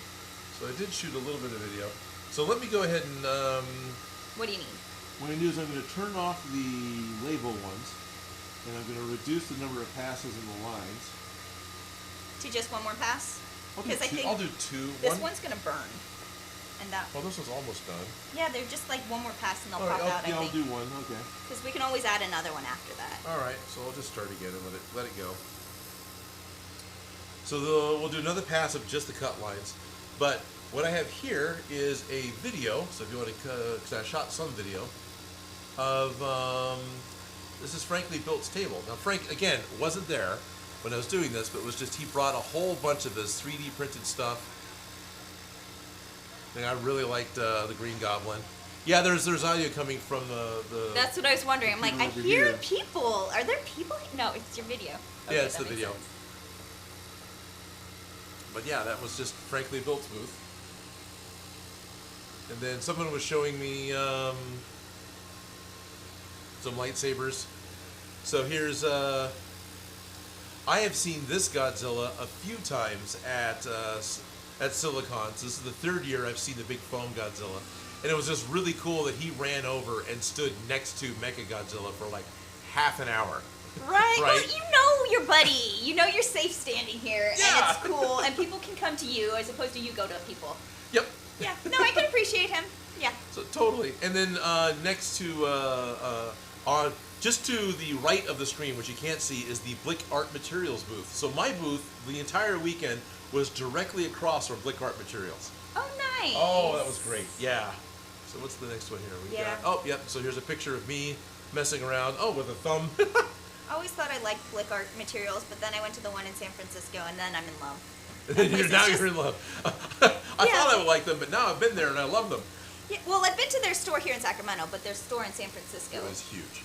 I just feel so tiny, and everything I ever needed in giant size, just tiny size. Like if I need it for ants to Mechagodzilla, it has it in that size. Yep. So. No, we're okay. Yeah, they're popped out. Not all of them. We'll have to do another one pass, more pass. Okay, don't want to get them off too much. I almost poked it too while it was running, but it's like, let's not. Yeah. I don't want to make it go off. It's okay. All right. Well, or not. Hey, we're back. There was a picture of just me screwing around with Mechagodzilla. We can see or Godzilla. You can see the booth behind, of course. I've talked to this guy briefly on occasion because he's watched the channel, but this is the first time that we've really all played together. Got to play together. And he kept coming back. He came back on Sunday as well wearing this. That is all project foam that is covered with latex and spray painted. That Isn't that is how they a did it sweat box. Yeah. Isn't that how they did it initially in the movie? Pretty much, yeah. Yeah. Oh, I hate those mascot costumes when they're super hot, but those ice vests are a lifesaver. Right. So it should just hit cut, and it'll just go back between the two, right? There, I just made the audience sick because I know what I'm doing. I don't. But I pretend I do. Yeah, that's Or popped. there's because there's like 4 or 5 of the same. That There's, one's not. all right. Go ahead, cut. This is just another angle because Godzilla was there, so I had to take pictures because it was fun. So here's more of the calm behind and Godzilla. Now, one of the first surprise people that I didn't expect to see that showed up in the booth, just wanted to say hi, was Waltimus Prime. Now, Walt is the sculptor and the craftsman gets done. So you can pull up the ones that need to be pulled out. Now, I know the channel hasn't seen the Frog Lady, but the people on my Patreon have seen her, as well as the Thanos helmet that I've got. Walt is a fantastic and fast sculptor and is able to do good life masks. And yeah, which is awesome getting to meet him and to find out that Walt lives an hour from here. He's not down in LA. He lives an hour west of here. So means you can do more collaborative. And he fun wants stuff? to do something. Yeah. So it's like, heck yeah, I want to do something with you, Walt. Right? Yes. Do something where I'm building the whatever foam armor thing, and he makes the monster face for it, or something. Yeah. It doesn't have to be that. Totally but collab. Total collab, because the The guy big is one. incredibly talented. I think this one needs to get popped. Okay. I wouldn't try and pick them out Go because I ahead. don't want to get things off. But Go ahead and this cut. one looks like Go ahead and cut back. Give me hobby knife. hobby knife. I cannot see colors right now. I didn't ask for a color. No, I know, but this all looks like the same pile of everything. Like I can't. And I feel see handicapped not being able to see in color. Fair enough.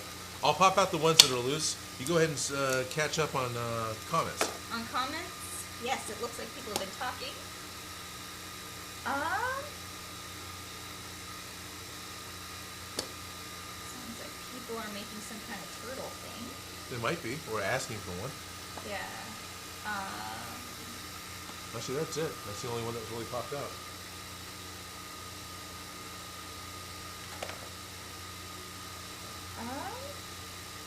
Walker Industry says, I've been wanting to see Bill's Ghostbuster costume. And then he also Oh, it's great. says, is the laser still on? And Odin isn't wearing the glasses? Yes. For shame. For shame. Well, you can't quite see it. I don't want to touch it because I don't want to move it, but there is a small shield around the inside here. So on my side, there is a small shield that's... Technically, like when you're at the dentist and they have that one little piece for the gun when they're setting the stuff, that's what this thing is. It's just that little piece that... Yep. So I am mostly safe. I'm very safe wearing the goggles, but I am mostly safe not wearing the goggles as long as this little piece is in place here. And you don't stare at it. Yeah, you don't stare at it. From the camera's point of view, you're looking right at the back of the laser, and there's no protection. So you guys get the laser show. I'm just burning the lens on my camera, or the sensor on my camera, because who cares? It's a camera. See, there was a fun. I knew who this person was, but I forgot now. But there was a great Baby Groot cosplay at the con. So she'd gone through and made herself the full Groot suit, and is that Rocket? yes, and Rocket is next to her.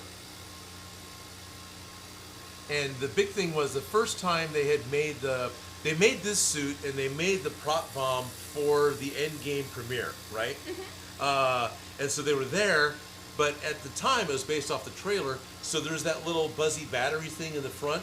Oh. That wasn't there in the trailer, but it came later in the movie. And so the guys are looking at it going, oh, this is amazing. On the switches work, those giant 3D printed switches. You get the toggle switches on the side. Something that's not there. Can you skip that one, or is it just going to burn? It'll just burn. Okay, that's fascinating. So these switches over here, they would actually toggle and turn the numbers on and off, and turn this light on and off.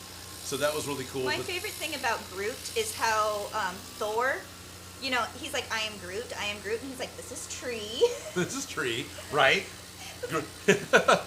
Thor took Groot as an elective in college. This is Tree. Sorry, I get this weird ghost thing. I've got a hover zoom as a Chrome plugin, so if I hover over a picture for too long, it zooms in. But anyway, this down here's the battery that the effects guys were looking at it going, oh, you're missing that. Oh, no, wait a minute. You'll see. But she had rebuilt it from foam after the movie because it made it so much lighter than the plywood version she had started with. So that's Baby Groot. Go ahead and kind of...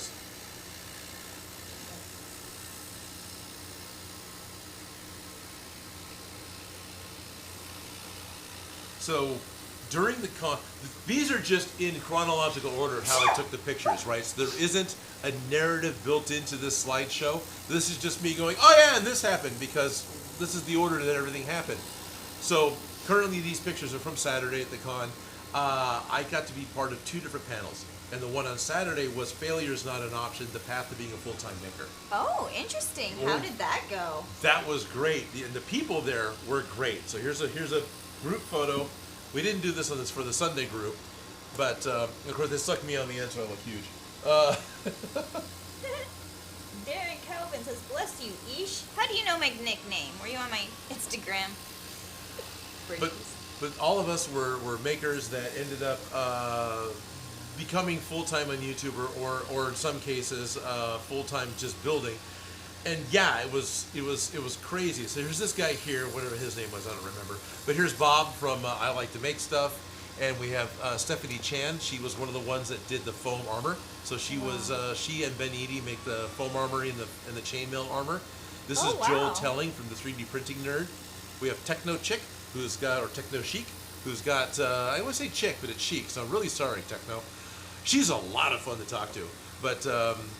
She's making all sorts of weird little blinky things, and all the fun. She makes fun stuff, And then down here's Odd J, who actually got directly hired by DigiKey to just make goofy robots and be a TikTok goofy guy using DigiKey stuff. Sounds like fun, but still a lot of work. I know. It's like, oh, you get to play all day. No, it's a lot of work. It's still a lot of work. And I think that's what the whole point of that panel was, it's a lot of fun, but it's a lot of work. Yeah, it's a lot of fun, but it's a lot of work. And there's a couple of, Joel really flops his head around. Joel is such an active talking guy. But, yeah, it is a lot of work. And the panel was great because we talked about things like, you know, the expectations, how none of us started with the intent of making full-time for money. The intent was just, you know, this is going to be fun, so I'm going to spend time doing it. And then things just changed and adapted, and suddenly we're making money doing this thing to the point that myself, Bob, and Joel all left our full-time jobs. Bob was a software engineer and a coder. Joel worked for Adobe. Oh wow. Yeah, and then I was an editor at PBS, and all of us slowly realized that this part-time hobby screw around YouTube thing is paying better and getting better rewards than working full-time. Yeah. And there's that weird transition of when your hobby pays more than your real job, you know, or your part-time job pays more than your full-time job, which one's which? Right. Yeah. But then also, again, what I'm running into is when the full-time job takes up all your time, so you don't have time for the hobby. Exactly. That is an issue. Is this terrible that I'm doing it this way? Not at all. We're going to need to seal it up, so not a big deal. And this time I'll delete the ones we don't need. Yeah, because this one, I think it just needs to pass here, and this one's almost out, but all these other ones, I think this one does. So these are most of these are going to be okay?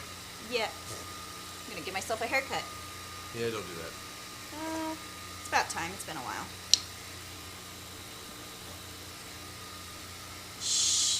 Everybody's watching me do this the crappy way. Don't dull your knives like this, people. That one's a dull knife. It's already got a bunch of super glue on it. All right, this one's not coming. That one's not coming out? No. What about the little top one? No, that one's not. Okay. This one is stuck on one side, this one's stuck, and this one's stuck. So those are the only ones that still haven't. Okay. I will adjust the program over here so we're not shooting in spots we don't need to shoot. Yeah, burning the edges more than they need to be burnt. Yeah, pretty much. Because I think these ones, some of these got a little extra toasted, like on the corners, from those extra passes. Oh, probably. If we have to, we can putty them. Yeah. So I don't need these two. I don't need any of those. I don't need that one, which is this one. I don't want the one above it though, so about that. Walker Industry says at Odin, something that would be interesting to see on here is Ivan autopilot with basically an Alexa thing, so you can talk to it. If I was more skilled, I would program the thing to make it real. That's actually kind of cool. Someone's talked about doing the. Ivan was the autopilot in the Lightyear movie, and yeah, that could be cool. I kind of like Danger Boat's autopilot. Danger Boat's got I like his personality too. Yeah.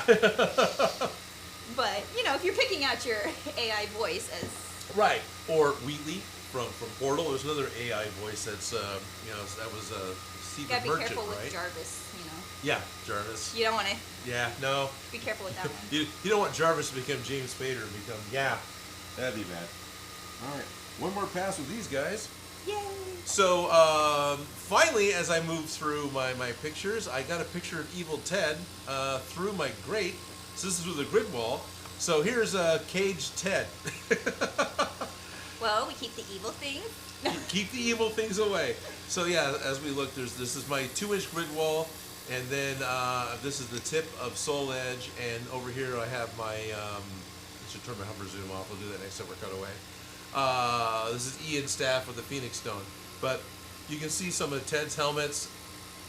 Yeah, Ted is still an enthusiastic and fun guy to get to talk to and be around. If you ever get a chance to talk to him, I highly recommend it. So Ted is way cool. I know. Yeah. You've been fangirling over him since I met you. Yeah, with good reason. Yeah, no. So times have I come to you with a problem, and you're like, "Ooh, Evil Ted has a pattern Yeah, for that. Evil Ted does Evil that. Ted knows Evil this. Ted, right? Evil Ted said this." And you're like, can we stop with this dang Evil Ted thing? No, I'm thinking it has all the answers. Let's just go to the YouTube of the Evil Ted. But I just had... yes. Strict David says hello, and the Trash Panda says yay for full-time distractions. Yay! Oh, I thought I could, Yeah. Alright, well, Hover Zoom is not going to be turn-offable right now. Okay. So... We're just live dealing with We're this. just live dealing with this. Alright, this one popped out, this one popped out, that one popped out, and we good. We all popped out. They all popped out? They all popped out. Alright, well, let's turn this off and do some more, Yes. Oh, it got so quiet. And I can see everything's green. Yeah, now I can wear my glasses and no one's going to complain to me. Safety first.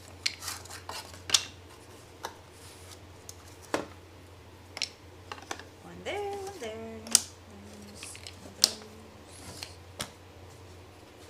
105, 105. 105.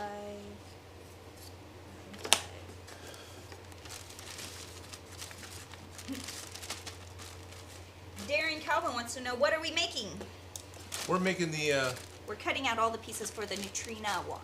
yes, the actual, yeah. Yes. Yep, the Neutrona one, the emitter part of the Proton Pack. We got most of the Proton Pack built. It's kind of to a point where we're ready to get painting. Right. Now we're getting the wand to that point, and then Right. we'll go paint. Then we'll go paint everything. Yes. So let's unplug and move this. I've got another short little video I shot. This is a robot that let me bring it up here in a minute. Give me a moment to get the laser out of the way. Right.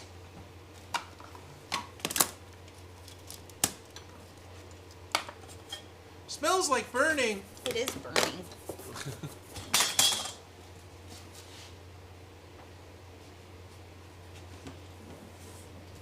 Walker Industries says, it feels like those wood kits you can get now. That's exactly what those Exactly wood what it kits is. are. Yeah. Goals, right? Yep.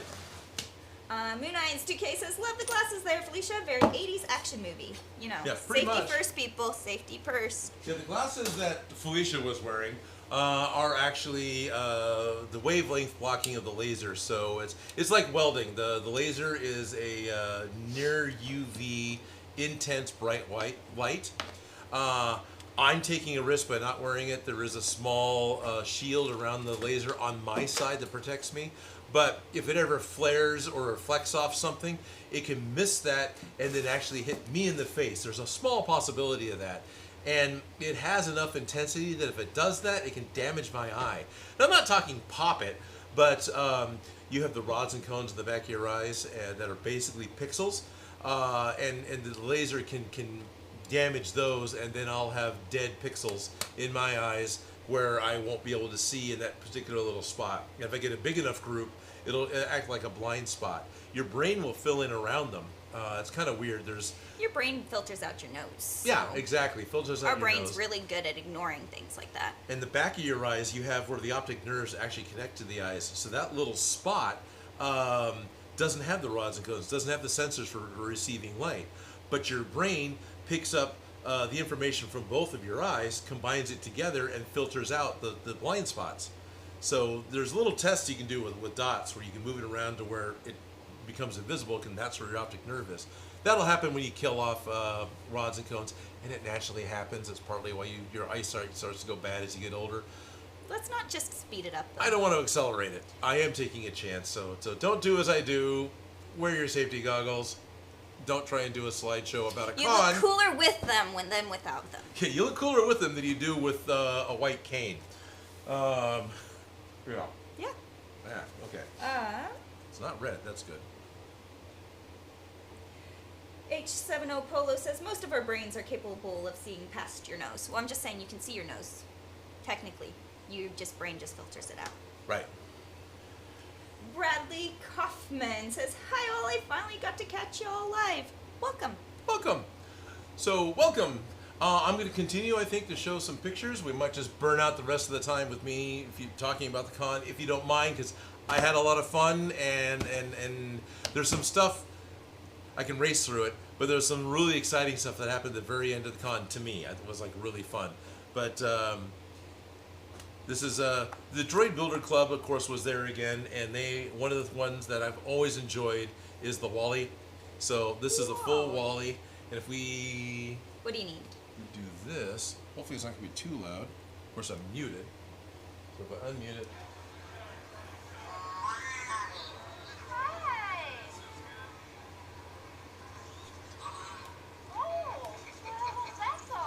So if you look closely in his corner there on his shoulder, I might zoom in.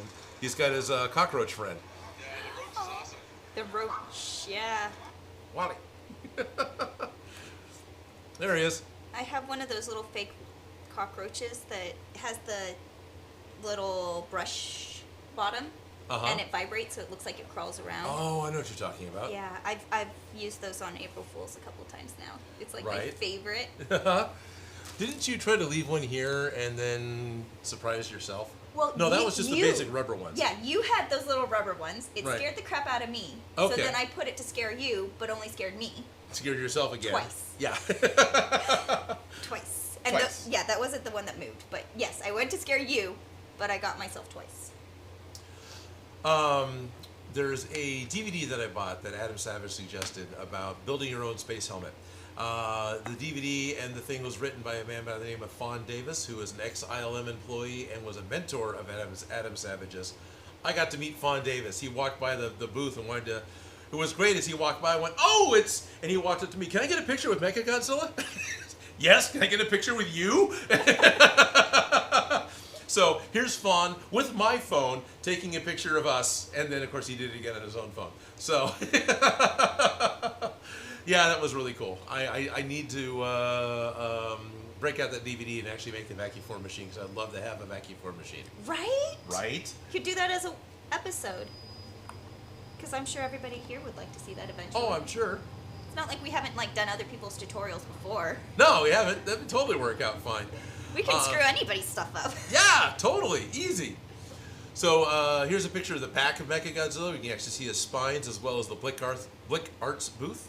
Go ahead and click over so they can see it. Oh yeah, I'm looking. They can't see.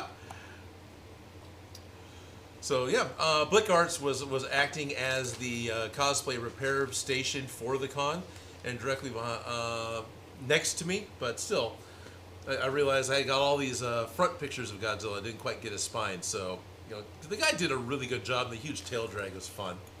He had a train. He had a train. Oh, okay. Clicky click.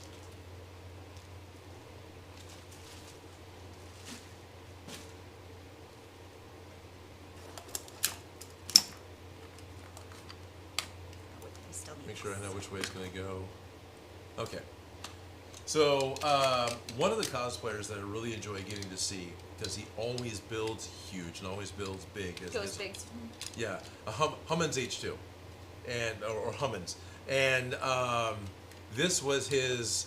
I was jokingly calling it a Gundark Buster. I'm sure it's something else, but what he did is he did a mashup of the Hulk Buster outfit from the Avengers, and mixed it up with R2-D2. He first showed this off at the Star Wars Celebration, but he went ahead and brought it down and showed it to us again here, where his head is the R2 unit, and he's in the Hulkbuster outfit, and just this monster thing. So, yeah. I was looking at this picture on your, either the Discord or I think it your was Discord Instagram. is where I showed it, yeah. Yeah, whatever you posted it on, where you were standing next to them. Right. Because, whenever I see these full body outfits, I'm curious how the body physically fits in there, because you can tell his hips are way above your all's hips. Oh, yeah. Hummins is about the size of Steve. This over here is Steve from SKS Props. That's about how tall and about the build that Hummins has, right? Yeah. Hummins is a So nice... I'm like, all right, there must be something in the shoes, and then how wide are his arms actually in there? Because I could see the shoulders being built out and the arms being, Well, his shoulder is here-ish, and here's his elbow, and his hand is in here somewhere. These hands don't move at all. Yeah, They I would just- assume so. Yeah. And then, of course, this is just a big helmet, so the entire body of R2 moves around, and it's really cool. Yeah. Then you And- have to actually, like, Yeah. move and function in that. Move and function, yes. And he does, and he walks around in these things. It's crazy. It's a talent, I'm not just super making impressed it, with his... but wearing it. Yes. And then shortly, oops, too far. Shortly after, There you because someone ran over to look at the Sith Buster suit, the Gundark Buster, and then came over to my booth to say hi. Someone I didn't expect to come over and say hi. I got to meet the Hacksmith, right? Which was really cool. So it was. I feel like you had that face the entire con. Oh, I did, pretty much. I mean, it's an intentional thing that I do with some fans, but this also becomes very real for me. When It's a genuine expression in that photograph, and I'm laughing because it's like, that's like, you're like, this person, and this person, and then your yeah. face is stuck like that. The Hacksmith is in my freaking booth because he wanted to look at Mechagodzilla. Yeah. Yeah. Because for those of you who don't know, Hacksmith has got his own YouTube channel called Making It Real. Recently, they finally finished a real working full-sized power loader suit from Aliens with the help of Caterpillar. Wow. Yeah. Wow. And then in addition to that, he's making other little things like working lightsabers and tungsten steel. Does it cut with burning? Yeah, it cuts with burning. It really does. It cuts through steel. The lightsabers do. Okay, that's something I And gotta he's made see. multiple versions of Mjolnir. There's one that says, how heavy can we make it? There's one that's electromagnetic that you can't pick it up unless you have the right ring. Really? There's one that is basically hooked up to a Tesla coil that throws lightning. Yeah. And he's done that with Captain America's shield, too. He's making all these Avengers and superhero things, but making it so that they work. And he's got a huge shop that's based that does additional education up in Canada. Oh, And it was wow. fun watching his channel grow from his garage to a small shop to a shop where they could build something 2 stories tall. Yeah. I love watching friends succeed. Definitely. So, actually, you can go bring back. This is another little video.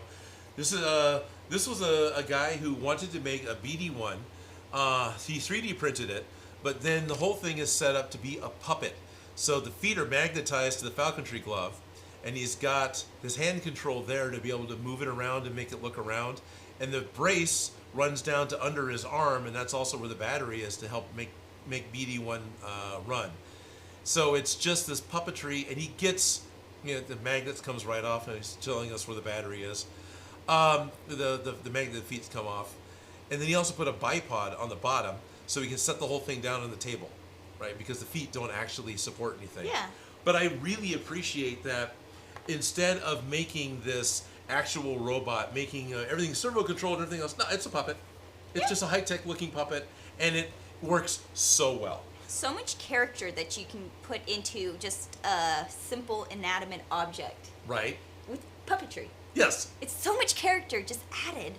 And then very similar, here's a guy who's got Laserbeak from Generation 1 Transformers. He's 3D printed and sitting on a piece of Megatron for his shoulder pad. The head was swivel randomly, and I think the wings moved a little bit. But Nice. Sort of like yeah. the ears, the cause Yeah, ears, like that the they cause just kind of ears. naturally move a little bit Yeah, to... he had no control. It was just like Laserbeak would look back and forth the way a bird does, looking at stuff. And of course, it's a robot bird, so it moved just fine. And he was also a droid builder who gave me tips and ideas on what to get for making Mechagodzilla work. So that was really cool. And that was one of the really... Yeah, here's the name of this guy. There we are. This is Garrett Steele from the Droid Builders Club with his Laserbeak. Too legit to quit. Then I think I took pictures of his phone. This is the actuator he was telling me to possibly get a hold of. And then I ran into somebody else.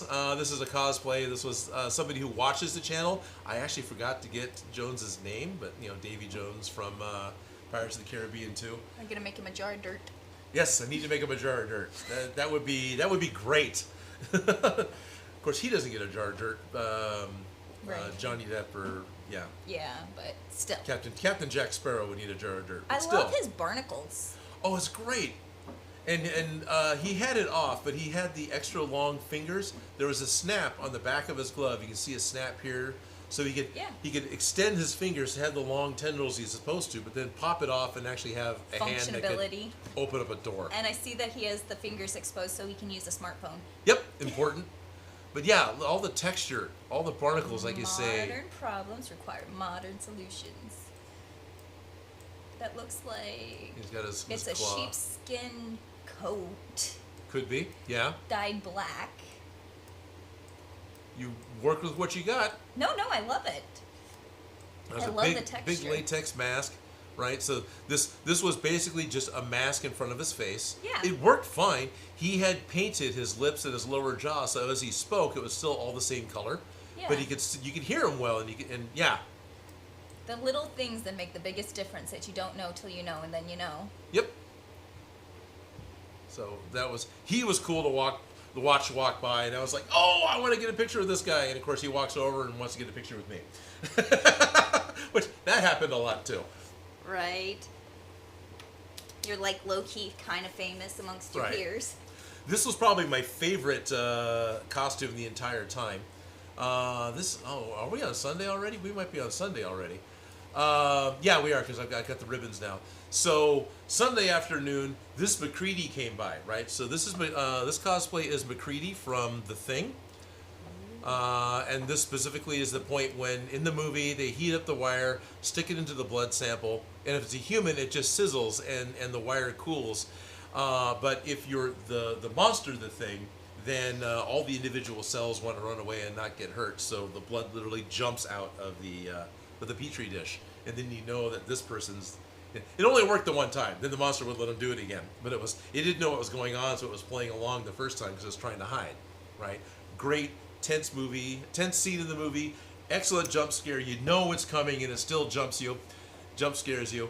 But yeah, this was definitely my favorite cosplay because that's Adam Savage and his incognito walk. So that was fun. It's like I see him coming, so that's an awesome MacReady, and then it's like, I think, and he ends up turning the corner, and I can see his backpack, and I remember seeing Adam holding up his backpack, giving a hint to what it's going to be, and of course then it's like, oh yeah, that's why all the good cameras are on him.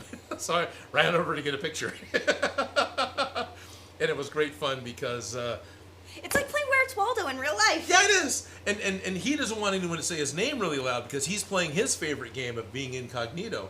So it's like, hello, MacReady, and I'm saying all the names, I want to get a picture, and he's playing along, and everything's fine, and I try to get really quiet, and like, all right, and then you're Mr. Savage. And it's like, he's just doing this. It's like, all right, sorry. Have you seen the Addams? Have you seen? Yeah. And I don't have them here with me, but when I came back, there was the one camera guy, I forgot to get his name, so I don't know which, because there's like two main camera guys for Tested that are always working with Adam. I didn't ask who it was. Plus, he's shooting. And then there was another assistant, and she gave me a package of Tested stickers. So I got this pack of stickers that are from Tested. That We're gonna go on your. Gonna go on stuff. I'm gonna have to bring collection. this stuff out. You know, yeah. So super happy about that. And just the fact that I finally got to play with a incognito walk, and I recognized him, and Joe didn't. Because at this point in time, like, Joe had to work on Saturday. He came down on Sunday. Yeah. And it's like, oh, it's MacReady. And it's going by him. That's Adam Savage. And Joe's like, what? That is? Yep. That's awesome. Walker Industry says The Thing, a.k.a. Among Us. Basically, yeah, that's exactly what it is. It is Among Us, the movie. Sorry, I wasn't sure if you were ready. No, it's fine. I'm just clicking. You can click. You had the right idea. Hey, I used to have that skirt. Is that skirt? Yeah, she's what's horrible is I'm blanking on her name, and she told it to me, but this is a really cool. I really appreciate this Mothra cosplay. Because love it. You can totally tell she's Mothra, but for a kaiju cosplay, she's not uncomfortable. Right? I love it. So not only did Godzilla showed up, but Mothra showed up. So that was really cool. Is the other one of those? Go ahead and click back. There's just so many of the same things. I don't want to have the same thing going by constantly. Click, click, click. Click, Is click, that click, the click. Pixar? This is a cosplay of the Pixar lamp. Yeah, go ahead. Bring this one up.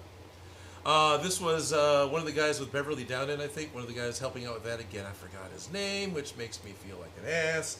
But yeah, this is Luxo Jr. This is the lamp for the beginning of the Pixar, anything Pixar. And he is the lighting guy for a lot of things. So apparently he threw this together to go to a shoot once because the guys always like, we need more light. So he finally showed up with this. How about this? I can appreciate the humor.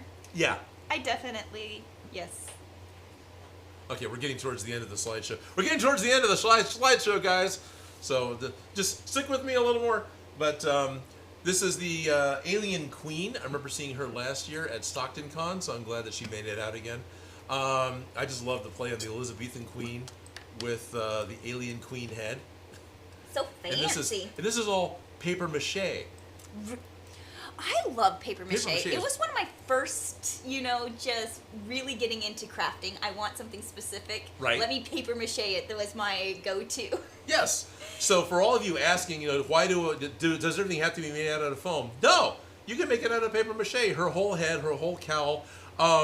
It probably didn't survive the time, but down on the side of her dress down here, she had her tail that was paper mache that would just kind of wrap around and was pinned to her dress. Oh, yeah. And that looked really cool when I saw it in Stockton Con. But this, when I was asked to be a judge, this was the grand prize winner for Stockton Con because I love the Elizabethan Alien Queen. I love it. I like her ruff. Well, the stand behind the ruff, whatever that technically is called. I used to know. Don't judge me. Oh, this ruffle here, yeah. which has got the spikes coming off of it. She's got the back spikes. She's got those things are very hard to rig. You'd be like, you do it well. It's easy and it stays and it's secure. But getting it to that point, those especially when you get them in the bigger sizes, right? Getting it to stay up and the boning required can be really tricky, and I'm impressed. Yes, I've seen it done well. I've seen it done poorly. I've seen people struggle with them. I believe it. Wind. It's a thing. Wind is a major thing. So I'm like, ooh, there's definitely a net and a lace to it, so the wind may not be that bad a factor considering the face, but I'm just impressed. Yeah, super impressed. And she's got the secondary arms in front.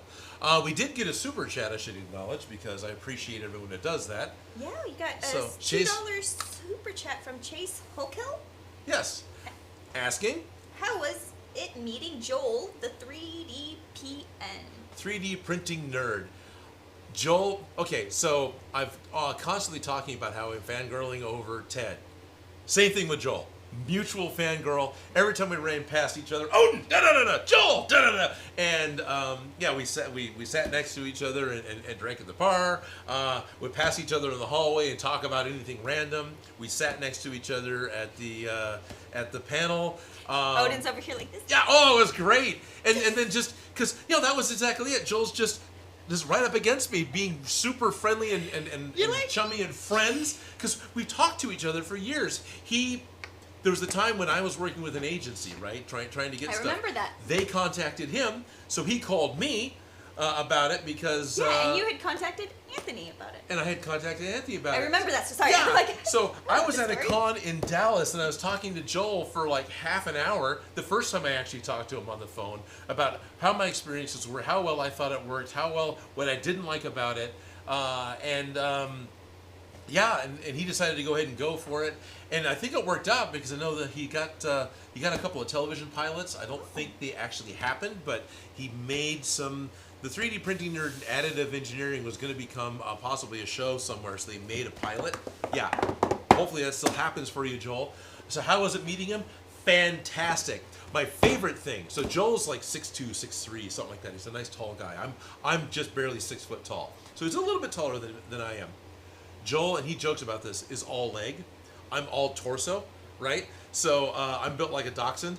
So when we sat down next to each other to judge the cardboard contest at the end of the whole con, because we were all set up as judges. So when you sat down, I would look over and I could look right over his head. Oh, I was gonna say, were you evened out? That much shorter. No, I sat way taller than Joel did. He would look up at me. So you have a long torso. He has a shorter torso. Yeah, I have a very long torso. As somebody who makes custom patterns for people, you can appreciate the major differences in the torso size, even though they're the same size. You know right. what I mean? Yeah, exactly. Yeah. He's taller than I am, but he's got what the same thing with me and Duncan, who's my younger son that's teaching English in Taiwan. He's 6'4". I can look over Duncan's head when we're sitting because he's all leg, which is fine. Lucky kid. He's not a kid anymore, but when I met him, he was. So in my head, he's still a kid. Right. Sorry, Duncan, if you're watching, but you know, it's the curse of people being older and remembering your past. They keep labeling you as such, but it's a term of endearment. We're not saying that. Frickin' kid, grow up. No, not at all, dude. You are way more. You're way more with it and mature than I was at your age because you managed to not only land a cool job but one on the other side of the planet. So, very proud of you. Here is one of the cardboard creations that I took a picture of. Somebody, the cardboard contest was, after thousands of years of evolution, what is it that nature failed to give us? And this was one of those really cool, technical, tiny creations that didn't really fit the prompt. This is a little tiny Wally. And there's nothing here that really gives it away, but this guy's maybe 6 inches tall. And he's built completely out of cardboard. Poor Felicia's leaning way forward. So he's got trash in his bucket. He's got his hands. He's got his Rubik's cubes. I believe he's got a roach drawn on. But yeah, you can. This is just normal corrugated cardboard as a sense of scale. So this is the typical cardboard box thickness, right? And so it's just wrapped around like a 6mm diode. It's well, if that tiny. Is that 1 by 1? The cube. The cube. Yeah, well, what size is the cube? Because that looks like a centimeter each little square. Oh, these little squares aren't a centimeter. This whole thing might be 15mm across. I'm trying to give some kind of reference. It's tough. It's tiny, but just really impressive. No banana for scale. No banana for scale. So in the contest, we have a bunch of contestants. We have a guy here who wanted a snack tray. So there's a snack tray that landed up. He's got popcorn on his arm. He's got a head that's got a soda drink in it. She had built a laser gun that was then shoulder mounted. I'm actually forgetting what this person's project was. Then I've got this is damn. Let's make everybody dizzy. Don't worry, we're live, people. Sorry about my silly hover zoom. I'm judging. So the tallest person in the shot with the black, that's actually Raven's prop shop. This is our Odin Makes hoodie. In the Odin Makes hoodie. This is our beloved moderator who's not here today, but is here usually wearing the Odin Makes hoodie that is no longer available on Spring because somebody pulled it down. But Raven had made basically a Spider-Man web shooter, saying it'd be a much better way to commute. And hers looked really good and had a light on it. Here's a friend of Raven's, Riley, and she had made herself a giant mosquito costume because then blood transfusions would be much easier, and so she's just a giant mosquito. And this person over here that you can barely see made basically friendship bracelets that if you were to high-five each other, the bracelets light up. Oh. So they had a proximity thing that they would light up and kind flash. of reminds me of the Trolls, the hug time. Yeah. Okay, you're cool enough. Exactly. And so she was actually the winner. Oh. She became the winner. It seems weird because we were given a prompt and there's this huge group. There were two different things that were supposed to happen. There was going to be a mask mashup and then the cardboard build. So there were like 4 judges or so for each of these contests specifically. So me and Joel were on one, and then a bunch of other people. I think Frank was going to be on our team, and Techno Cheek was the or Chic. I keep saying it wrong. Was the announcer? But anyway, no one did the mask. Everyone just did cardboard. So all the judges got smashed into the same. Oh. So that's a lot of judging. Yeah, but it was great because I'm in this huddled circle next to Joel Telling, next to Frankly Built, across from Fawn Davis, across from Ryan Nagata. He's the guy from Tested that makes all of the specific, machined astronaut suit parts for Adam. What a group to be judging you. Right? I'm just saying. Just imagine Stephanie all of Chan these was people in there. judging you. Yeah, it was crazy. Props to History was in there. It was just like... So what we got stuck with was what was the prompt, because that was the assignment, what actually seemed practical and fun versus I wanted to make a cardboard thing. And even though I wanted to make a cardboard thing, most of those had better artistry. It didn't fit the prompt. So we all really decided... got to get into technicalities when you're judging, because there has to be a rubric, a reason. It's not just like, I like this. You have to give somebody like, I like the talent that went into this. I like that you were creative with the theme. You really, like, as a judge, to be fair to everybody, you need a good rubric. It's tough judging because of that. Yeah. I had suggested, can we do an honorable mention? Can we do, basically the Wall-E? Because everyone loved the Wall-E. It was the idea was a shoulder-mounted trash compactor, right? But it's Wall-E. Can we just do an honorable mention, a no prize? And they thought that was fun, and they decided not to. Yeah, so officially, you got the no prize, Wall-E. Officially, like, everybody was impressed with your shit, so at least there's that. Yeah, there's that. So the grand prize went to the friendship bracelet with a high five and it lights up. And of course, if you ever watched Joel Telling, the 3D printing nerd, end of every episode, he wants to high five you. And so as soon as that comes up, I just looked at him and said, "You got to announce this one." He didn't, but that's okay. Yeah. Third prize went to the conversation starter, which was a guy that had this thing in his arm that had a whole bunch of weird cardboard fluffies and blinky lights, because it was this weird thing that you could easily walk up to someone and they ask, "What's that?" and you can start talking to them about it. Yeah, it's like that line, we should learn more about Vikings. See Yes. if that works. But then, of course, the realization that, well, if evolution had evolved this and everyone had it, it would just be normal and it wouldn't be a conversation starter. And of course, I made the joke that, well, if that was the case and evolution evolved it, and this guy has got all these really super long hairs that come off, mine would be really short. So, I have to compensate for something. But anyway, it was fun because he had a fun story to go along with it in the presentation. And the guy that got second place actually had a Do Not Disturb Me shield. So he had this little thing that came down, so we could block out the outside world, and like earmuffs that came down. So he was safe from the outside world. So he was second place because Wait, that didn't Cartman do that? My safe place? Probably. Like that was a South Park joke? That sounds right. But I thought that was the most actually usable practical one, was this, I got to get work done, don't disturb me helmet. The focus. So that was the contest, and way cool and way fun. So once the show was over, this guy had built himself basically a little Tykes DeLorean. Was he riding that around the con? Because I'd be so jelly. He didn't. He wasn't allowed to ride around the con. So you can't bring your own Barbie Jeep? So he couldn't bring his own Barbie Jeep, but he was able to build up this DeLorean, and then he drove it out of the con. So he was like, we were all done, we're all starting to pack up, the con had just closed, and it's like, oh, it's driving! So I ran over to take a picture of it with the guy in it. I think this was pre your time, but Smosh.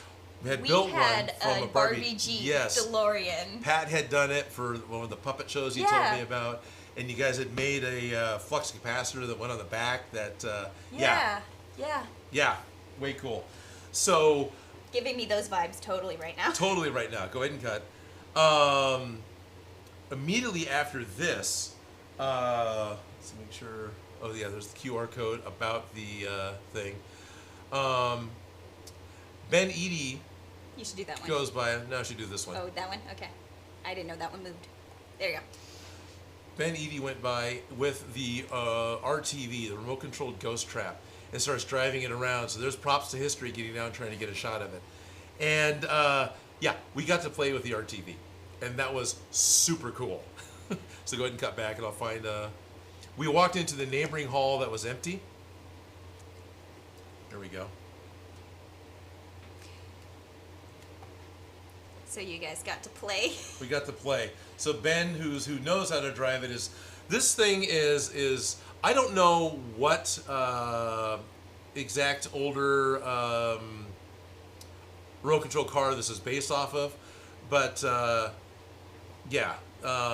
Ben souped this thing up so it can run like 50 miles an hour. It's got crazy turning. It's got oversized wheels. He can make it skid to a stop. This is... He's played with it before. This is one of the ones from the movie. This is the one on our previous stream. He talked about running over to the camera car. Yeah. This is the one. This is the one that he ran over and got running again. Oh, nice. So he's got a full series of videos with reconstructing this because it broke. He threw it in the back of his car, accidentally stole it from the set, not meaning to steal it. And then got technically it's permission. just a broken bag of parts Yeah. as far as anybody's concerned. Right. And then got permission from Sony to not only do a YouTube channel build on rebuilding this thing, but Sony paid him to do it. That's the way to do it, right? Yeah. So he got paid to steal props. Not technically. Not technically, but kind of. But yay, in a weird way. Now here's one of the things that I get a little ashamed of. Go ahead and click over. I can't remember her name, but the first person he handed the controls to was her, and so now Ben is FaceTiming to her husband while she's driving the ghost trap. And so I decided I need to get down and get a shot of it, so she had a third person of it. So I need to get this video sent to her. But yeah, she was the first person to out of this group to actually get to drive what is essentially a $50,000 RC car. And so you can see Scott Pope. He's in between. Let's go to the end over here. No, just jump and pause. So here's Scott Pope from SKS Props. This is the back to Props to History. This is Joe, who came down on Sunday, his back. We got Ben here, and then Vox, I think was her name. I wish I could remember her name, talking to her. So shortly after this, so first she got to drive it, and then Ben comes over and hands me the controller, and I got to drive it. Which is like, this was cool, right? Because I like RC cars. I enjoy them. They've always been a toy. They haven't been a hobby. But to get to drive the one from the movie that was repaired by the guy that built the one from the movie, yeah. Yeah. Ben, thank you. That was really cool. Joe supposedly has a video of me driving it. I haven't seen the cell phone footage that Joe got yet, but You just got back, haven't processed things. I haven't seen Joe since then. So we got Nothing's been back. Yeah, Nothing's back. Felicia helped me unload the truck this morning when she first got here. So thank you. So that was way cool. And then on the way out, Ben stops by the Hacksmith and shows the Hacksmith the RTV, which Ben had no idea I was taking pictures.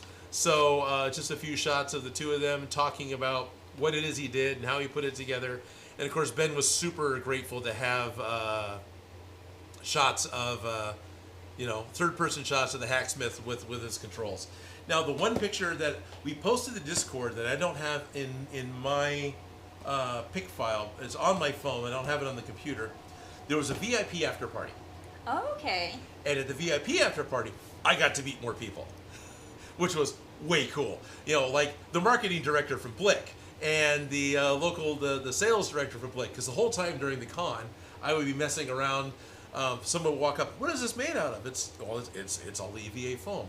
Well, where do you get EVA foam? I buy my foam from Blick Art Materials because HD foam is some of the best foam to work with. And the marketing guy would run over. And by the end of the con, he's like, "We got to pay you to do this." Yeah. So hopefully, I need to email those guys because we were talking about maybe setting something up that we might be able to do some sort of a deal, some sort of a fun thing with Blick. Maybe I go to more cons and do demos in the Blick booth. It's up in the air as far as what it's going to be. Maybe I just need to get myself a NASCAR jacket that's got a bunch of patches on it. It's like Ryobi, Blick Art Materials, HD foam. Really? How do I sell out? Yeah. Is the question. How do I sell out? I need to make more money so we can make more props. That's exactly what it has to have.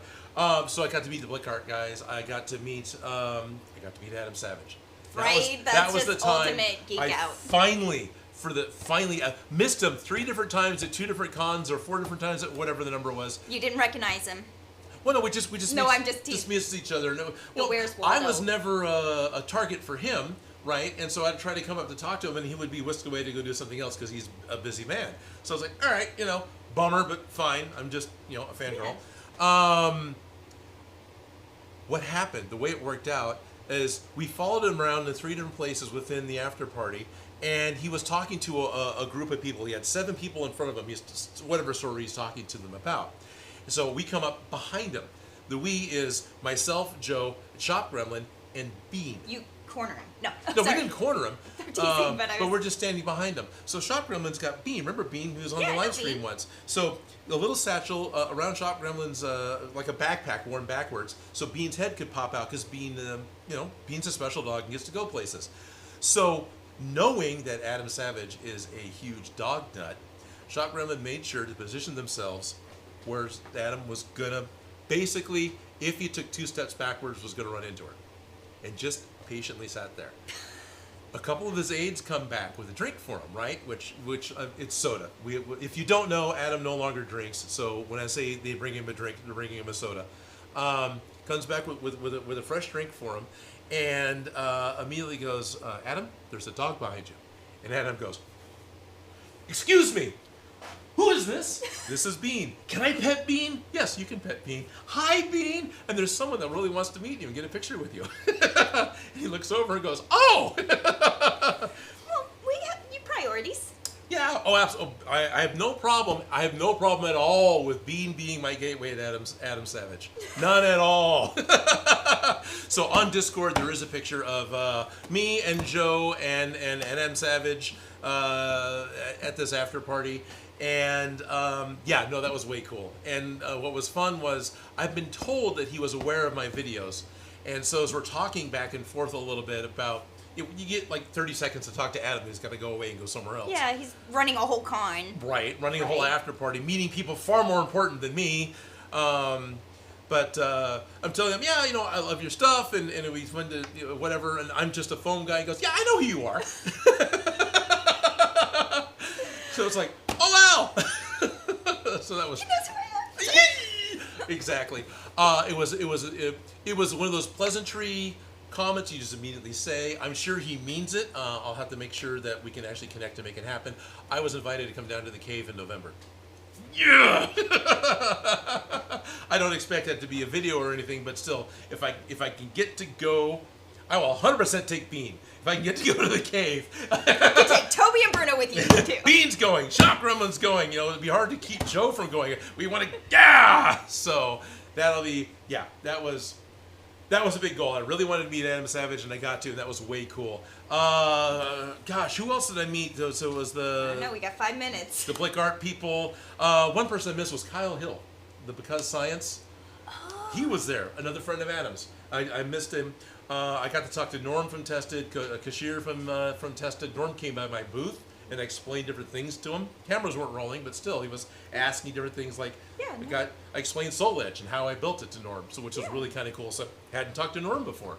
And so, yeah, I don't know. It was a lot of fun. The after party was fun. The whole reason I wanted to go, I can go to cons and I can look at my viewers and talk to my viewers and talk to all of you and have a lot of fun. But in this case, it's the opposite. I get to be the viewer who has a lot of fun with the people that I watch. And this con was full of them. It was really cool. And I know I'm forgetting people that I got to meet, but wow, yeah. Next week is SAC Anime. Not quite the same. It won't quite be the same, no, but it's going to be a lot of fun. At the end of the VIP party, we got a parting gift. And it wasn't, so here's the 1 o'clock mail portion. We are way late we have 5 minutes before we leave. 5 minutes. So everyone got one of these orange bags, and inside of it was a silicone with Adam Savage hat. And then it took place at the the Tech Interactive in San Jose. So we also got this Tech Interactive pen that I really like. That has an inches ruler on one side, it has a metric ruler on the other side, and a level. It has Ben Edie's tattoo. It has Ben Edie's tattoo, and Ben Edie's got the same tattoo Adam Savage has. They both, yeah. So it is also, it's an ink pen. Is it calibrated correctly? Because honestly, like, that's my biggest thing. I feel like skin's too stretched. Anyway, sorry. It's close enough. Distracted. No, it's fine. For both of them, it's close enough. Okay, that was my biggest question. Because they only want, they joke about wanting to know quickly, what is this about? So, and then I questioned how accurate the pen is, because the pen is probably accurate. Nothing's zoomed in, don't worry about it. Yeah, There's I know. Inches on one side and metric on the other. Well, the millimeters, the badges were done the same way. So the silicone badges that we had inch marks down one side, didn't have numbers, and had millimeter marks down the other side.